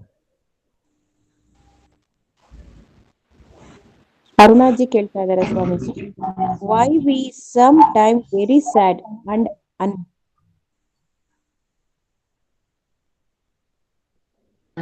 ಸಾರಿ ಗಾಯತ್ರಿಜಿ, ಮ್ಯೂಟ್ ಆಗಿದೆ. Okay. Why we sometime very sad and unhappy.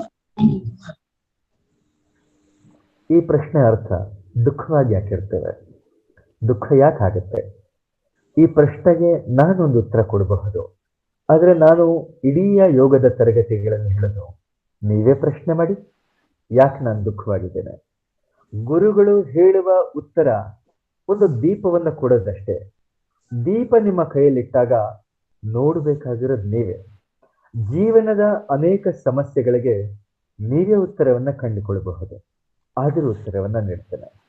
ಜೀವನದ ದುಃಖಗಳಿಗೆ ಕಾರಣ ಅಜ್ಞಾನ, ಜೀವನದ ದುಃಖಗಳಿಗೆ ಕಾರಣ ಸ್ವಯಂ ನೀವೇ. ಏನು ಹೇಳಿದೆ? ನೀವೇ. ಆದ್ರೆ ನಾನೇನ್ ಮಾಡ್ತೇನೆ, ಆಕೆಯಿಂದ ದುಃಖಿತಳಾದೆ, ಈತನಿಂದ ದುಃಖಿತನಾದೆ, ನಾನೇನು ಮಾಡಲೇ ಇಲ್ಲ, ಅವರಿಂದ ದುಃಖ ಆಯ್ತು. ಮೊದಲಿಗೆ ಅಂದುಕೊಳ್ಳಿ, ನನ್ನ ದುಃಖಕ್ಕೆ ಕಾರಣ ನಾನು. ನಾನೇ. ಎಲ್ಲಿವರೆಗೂ ನಾನು ಇದನ್ನು ಅರ್ಥ ಮಾಡ್ಕೊಳ್ಳೋದಿಲ್ಲ ಅಲ್ಲಿವರೆಗೂ ದುಃಖವಾಗೇ ಇರ್ತೀರ. ಧ್ಯಾನ ಮಾಡಿ, ಯೋಗ ಮಾಡಿ, ಚಿಂತನೆ ಮಾಡಿ, ಅನೇಕ ದುಃಖಗಳು ಸರಳವಾಗಿ ಹೋಗಿಬಿಡುತ್ತೆ. ಕೆಲವೊಂದು ವಿಷಯಗಳಿಗೆ ಬಹಳ ಸೀರಿಯಸ್ ಆಗಬೇಡಿ. ಬಿ ಹಂಬಲ್, ಸರಳವಾಗಿ ಬದುಕಿ. ನೆಕ್ಸ್ಟ್ ನಾರಾಯಣ್ ಸ್ವಾಮಿ ಅವರು ಕೇಳ್ತಾ ಇದ್ದಾರೆ, Swamiji, in which category of ದರ್ಶನ ಡಸ್ ಯೋಗಾಸನ ಬಿಲಾಂಗ್? ದರ್ಶನಗಳ ಉದ್ದೇಶವೇ ನಿಮಗೆ ಬೆಳಕು ಕೊಡ್ತಕ್ಕಂಥದ್ದು. 6 ದರ್ಶನಗಳು ಬೇರೆ ಬೇರೆ ವಿಷಯವನ್ನ ಮಾತನಾಡುತ್ತೆ. ಕೆಲವು ನಿಮ್ಮ ಬುದ್ಧಿಯನ್ನ ಸೂಕ್ಷ್ಮ ಮಾಡುತ್ತೆ, ತೀಕ್ಷ್ಣ ಮಾಡುತ್ತೆ. ಕೆಲವು ಪದಾರ್ಥಗಳ ಬಗ್ಗೆ ಮಾತನಾಡುತ್ತೆ. ಜಗತ್ತಂದ್ರೆ ಏನು, ಆಕಾಶ ಅಂದ್ರೆ ಏನು, ಪಂಚ ಮಹಾಭೂತಗಳೆಂದರೇನು. ಕೆಲವೊಂದು ದರ್ಶನಗಳು ಯಜ್ಞ ಯಾಗಾದಿಗಳೆಂದ್ರೆ ಏನು, ವೇದಗಳೆಂದ್ರೆ ಏನು, ಋಷಿಗಳು ಯಾವ ಉದ್ದೇಶದಿಂದ ದರ್ಶನಗಳು ಮಾತಾಡಿದ್ರು. ಯೋಗ ಸೂತ್ರ ದೇಹ, ಮನಸ್ಸು, ವಿಚಾರ, ಧ್ಯಾನ, ಸಮಾಧಿ, ಈ ಕ್ಯಾಟಗರಿಯಲ್ಲಿ it comes. All darshana speak in different category, different subject, but Yoga Sutra speak about body, prana, mind, thoughts, samadhi, stages of rejuvenation and samadhi, all these kinds of subjects it speak. So this is an answer. Next. ಮಂಜುಳಾಜಿ ಕೇಳ್ತಾ ಇದ್ದಾರೆ, ನನಗೆ 14 ವಯಸ್ಸು, ನನ್ನ ಮೂಗಿನಲ್ಲಿ ವಾಸನೆ ಬರುತ್ತೆ, ಏನು ಮಾಡಬೇಕು ದಯವಿಟ್ಟು ತಿಳಿಸಿ. ವಾಸನೆಗೆ ಹಲವಾರು ಕಾರಣ ಇರಬಹುದು. ಶರೀರದ ಆರೋಗ್ಯ ಸ್ಥಿತಿ, ಬಾಯಲ್ಲಾಗ್ಲಿ ಮೂಗಿನಲ್ಲಾಗ್ಲಿ ಒಳಗಿನ ದುರ್ಗಂಧ ಇದು ಹೊರಗಿನದ್ದಲ್ಲ. ದೇಹದ ವಾತ ಪಿತ್ತ ಕಫದ ಇಂಬ್ಯಾಲೆನ್ಸ್ ಇರಬಹುದು, ಅಥವಾ ಎಷ್ಟೋ ಜನಗಳಿಗೆ ಶೌಚಕ್ರಿಯೆ ಸರಿಯಾಗೋದಿಲ್ಲ. ಬೆಳಗ್ಗೆ ಎದ್ದ ತಕ್ಷಣ ಮಲಕ್ರಿಯೆನೇ ಸರಿಯಾಗೋದಿಲ್ಲ. ಯೋಗ ಪ್ರಾಣಾಯಾಮ ಮಲದ ಕ್ರಿಯೆಯನ್ನ ಸರಿಯಾಗಿ ಮಾಡುತ್ತೆ. ಎದ್ದ ತಕ್ಷಣ ಶೌಚವಾಗುತ್ತೆ. ಇದೊಂದು ವಿಚಿತ್ರ ಅನ್ಸ್ಬೋದು. ಯಾರ ಶೌಚಕ್ರಿಯೆ ಸರಿಯಾಗುತ್ತೋ ಅವರ ಬಾಯಿನ ದುರ್ಗಂಧ ಕೂಡ ದೂರವಾಗುತ್ತೆ. ಹಾಗೆ ಮೂಗಿಂದು ಕೂಡ. ತಾವುಗಳು ಅನುಲೋಮ ವಿಲೋಮ ಕಪಾಲಭಾತಿಯನ್ನ ವಿಶೇಷವಾಗಿ ಮಾಡಿ. ಕಫದ ಸಂಗ್ರಹ ಕೂಡ ಇದಕ್ಕೆ ಕಾರಣವಾಗಿರಬಹುದು. ಮಿಕ್ಕಿದ್ದು ವೈದ್ಯರ ಸಲಹೆಯನ್ನು ತೆಗೆದುಕೊಳ್ಳಿ. ನನಗೆ ಗೊತ್ತಿರುವಷ್ಟು ಉತ್ತರ ಶೌಚಕ್ರಿಯೆ, ಕಫದ ಸಂಗ್ರಹ, ಪ್ರಾಣಾಯಾಮಗಳನ್ನ ಅಭ್ಯಾಸ ಚೆನ್ನಾಗಿ ಮಾಡಿ. ಇದರಲ್ಲಿ ಲಾಭ ಅವಶ್ಯ ಆಗತ್ತಮ್ಮ. Next question. ರವಿಕುಮಾರ್ ಜಿ ಕೇಳ್ತಾ ಇದ್ದಾರೆ, ಧ್ಯಾನ ಮಾಡಲು ಪ್ರಮುಖವಾದ ಸಲಕರಣೆ ಯಾವುದು? ಧ್ಯಾನದ ಸಮಯದಲ್ಲಿ ನಿದ್ದೆ ಬರುತ್ತದೆ, ಕಾರಣ ತಿಳಿಸಿ.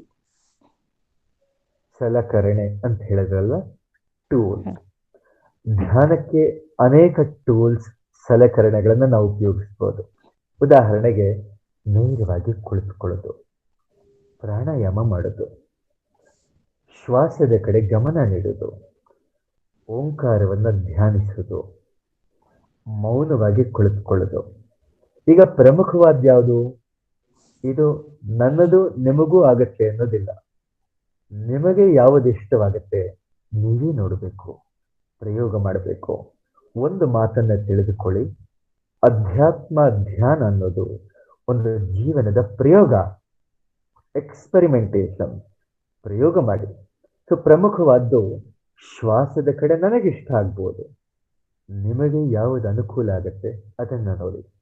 ಧ್ಯಾನದಲ್ಲಿ ನಿದ್ದೆ ಬರುತ್ತೆ, ಅದಕ್ಕೆ ಕಾರಣ ನಿದ್ದೆ ಸರಿಯಾಗಿ ಮಾಡಿಲ್ಲ, ಅಭ್ಯಾಸ ಇಲ್ಲ, ಹಲವಾರು ಕಾರಣ.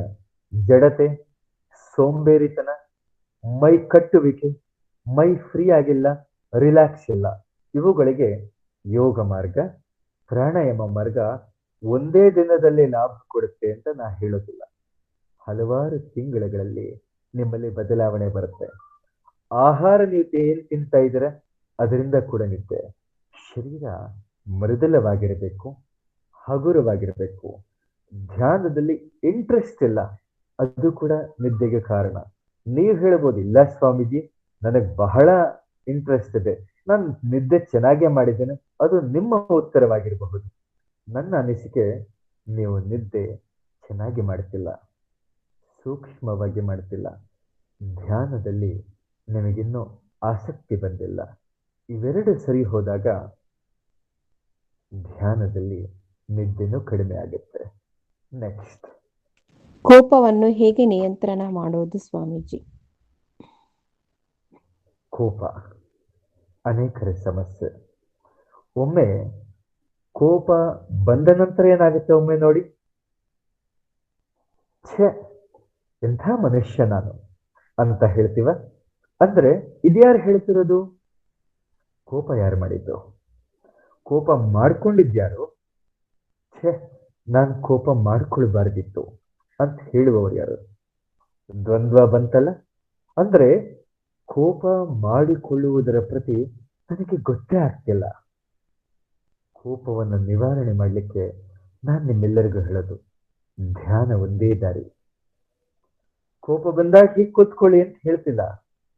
ನಿಮ್ಮ ಕೋಪದ ಪ್ರತಿ ಎಚ್ಚರವಾಗಿ, ಕೋಪ ಬಂದಾಗ ಬ್ಲಡ್ ಹೇಗೆ ಫ್ಲೋ ಆಗತ್ತೆ ಒಮ್ಮೆ ನೋಡ್ಲಿಕ್ಕೆ ಶುರು ಮಾಡಿ.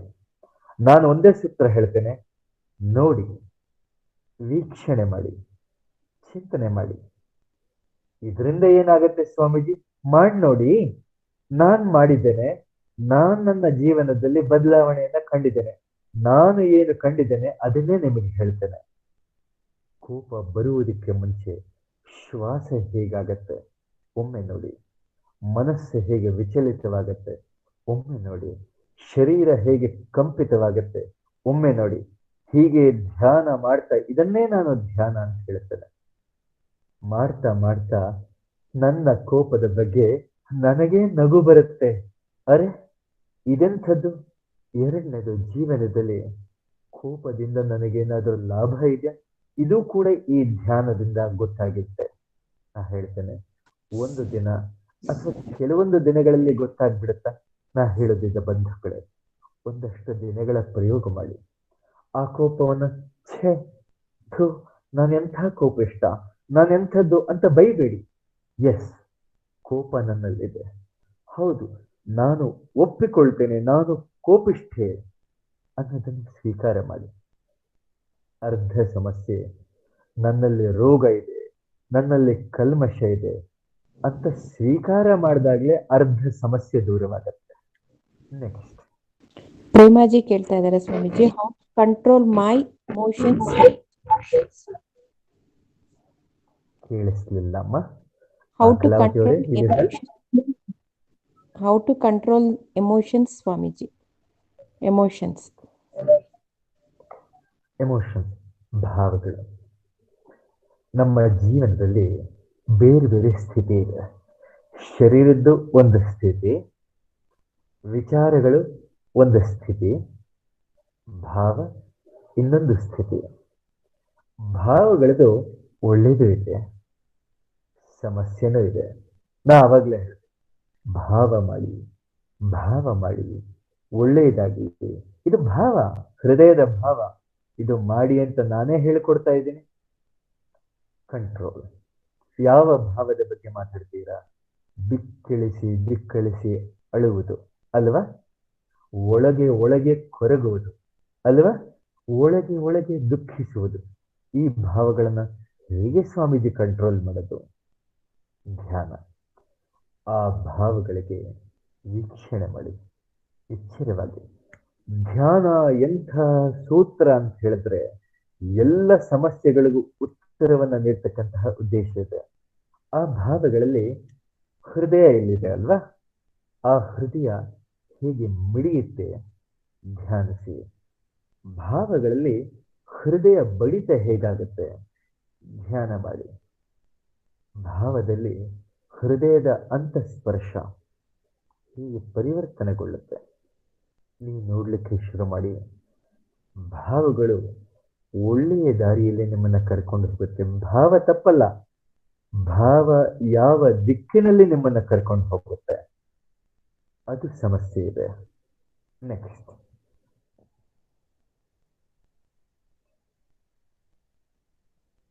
ಅಷ್ಟೇ ಇದೆ ಸ್ವಾಮೀಜಿ. ಕಲಾವತಿಜಿ, ತಾವೆಲ್ಲರೂ ತಮಗೆ ಸೂಚಿದಂತಹ ಪ್ರಶ್ನೆಗಳನ್ನು ಕೇಳಿದರೆ ತುಂಬಾ ಸಂತೋಷ. ಚೆನ್ನಾಗಿರಿ, ಸಂತೋಷವಾಗಿರಿ. ಓಂ ಸ್ವಾಮೀಜಿ, ತುಂಬಾ ಸವಿಸ್ತಾರವಾಗಿ ಮನಸ್ಸಿನ ವೃತ್ತಿಗಳನ್ನ ಬಂಧಿಸೋದು, ಹೊಸ ಜನ್ಮ ಉಂಟಾಗುವ ಹೊಸ ದೃಷ್ಟಿ, ನಿಮ್ಮ ಸುತ್ತಮುತ್ತಲು ಸುಂದರ ಜಗತ್ತನ್ನು ಪಡೆಯುವ ನಿಮಗೆ ಆನಂದದ ಅನುಭವ ಮಾಡ್ಕೊಳ್ಳಿಕ್ಕೆ ಸುಖ ದುಃಖಗಳಿಗೆ ಕಾರಣವಾಗುವ ಸತ್ಯ ಒಂದೇ ಜೀವನದ ದುಃಖ ನಾಶವಾಗ್ಬೇಕು ಅಂತ ಹೇಳಿ ನೀವು ತುಂಬಾ ವಿವರವಾಗಿ ತುಂಬಾ ಚೆನ್ನಾಗಿ ಕ್ಲಾಸ್ ಅನ್ನ ಇವತ್ತು ಎಲ್ರಿಗೂ ಗುಣಪಡಿಸಿದ್ದೀರಾ. ನಾವು ಮಹಿಳಾ ಪತಂಜಲಿ ಯೋಗ ಸಮಿತಿಯ ವತಿಯಿಂದ ಹೃತ್ಪೂರ್ವಕವಾದ ಧನ್ಯವಾದಗಳನ್ನ ಅರ್ಪಿಸ್ತಾ ಇದ್ದೇನೆ. ನಿಮ್ಮ ಅಮೂಲ್ಯವಾದ ಸಮಯವನ್ನ ನಮ್ಗೆ ಕೊಟ್ಟು ನಮಗೆ ಧ್ಯಾನ ಹಾಗೂ ಯೋಗ ಪ್ರಾಣಾಯಾಮದ ಅನುಭವವನ್ನ ನೀಡಿರೋದು. ನಿಮಗೆ ನಾವೆಲ್ಲರೂ ಕೂಡ ಪರಮಾನಂದವನ್ನ ಅನುಭವಿಸ್ತಾ ಇದ್ದೇವೆ. ಸೇವೆ, ಸತ್ಸಂಗ, ಜಪ, ತಪಸ್ಸು, ಯೋಗದಿಂದ ಜೀವಾತ್ಮ ಅಜ್ಞಾನ ನಾಶ ಮಾಡ್ಲಿಕ್ಕೆ ನೀವು ಕೈ ಜೋಡಿಸ್ತಾ ಇರೋದು ತುಂಬಾ ಸಂತೋಷ. ಧನ್ಯವಾದಗಳು ಸ್ವಾಮೀಜಿ, ಅನಂತ ಧನ್ಯವಾದಗಳು.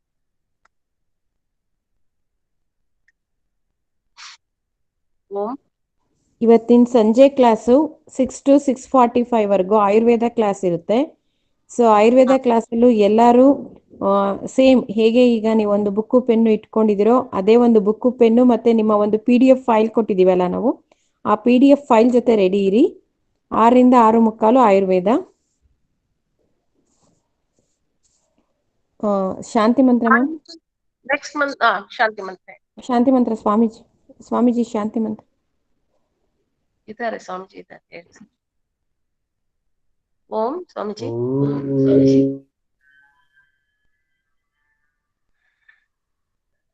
द्यौ शान्तिः, अन्तरिक्षं शान्तिः, पृथिवी शान्तिः, आपः शान्तिः, ओषधयः शान्तिः, वनस्पतयः शान्तिः, विश्वे देवा शान्तिः, ब्रह्म शान्तिः, सर्वं शान्तिः, शान्तिरेव शान्तिः, सामा शान्तिरेधि।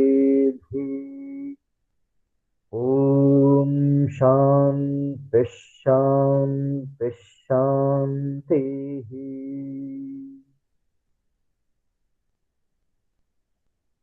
ओम।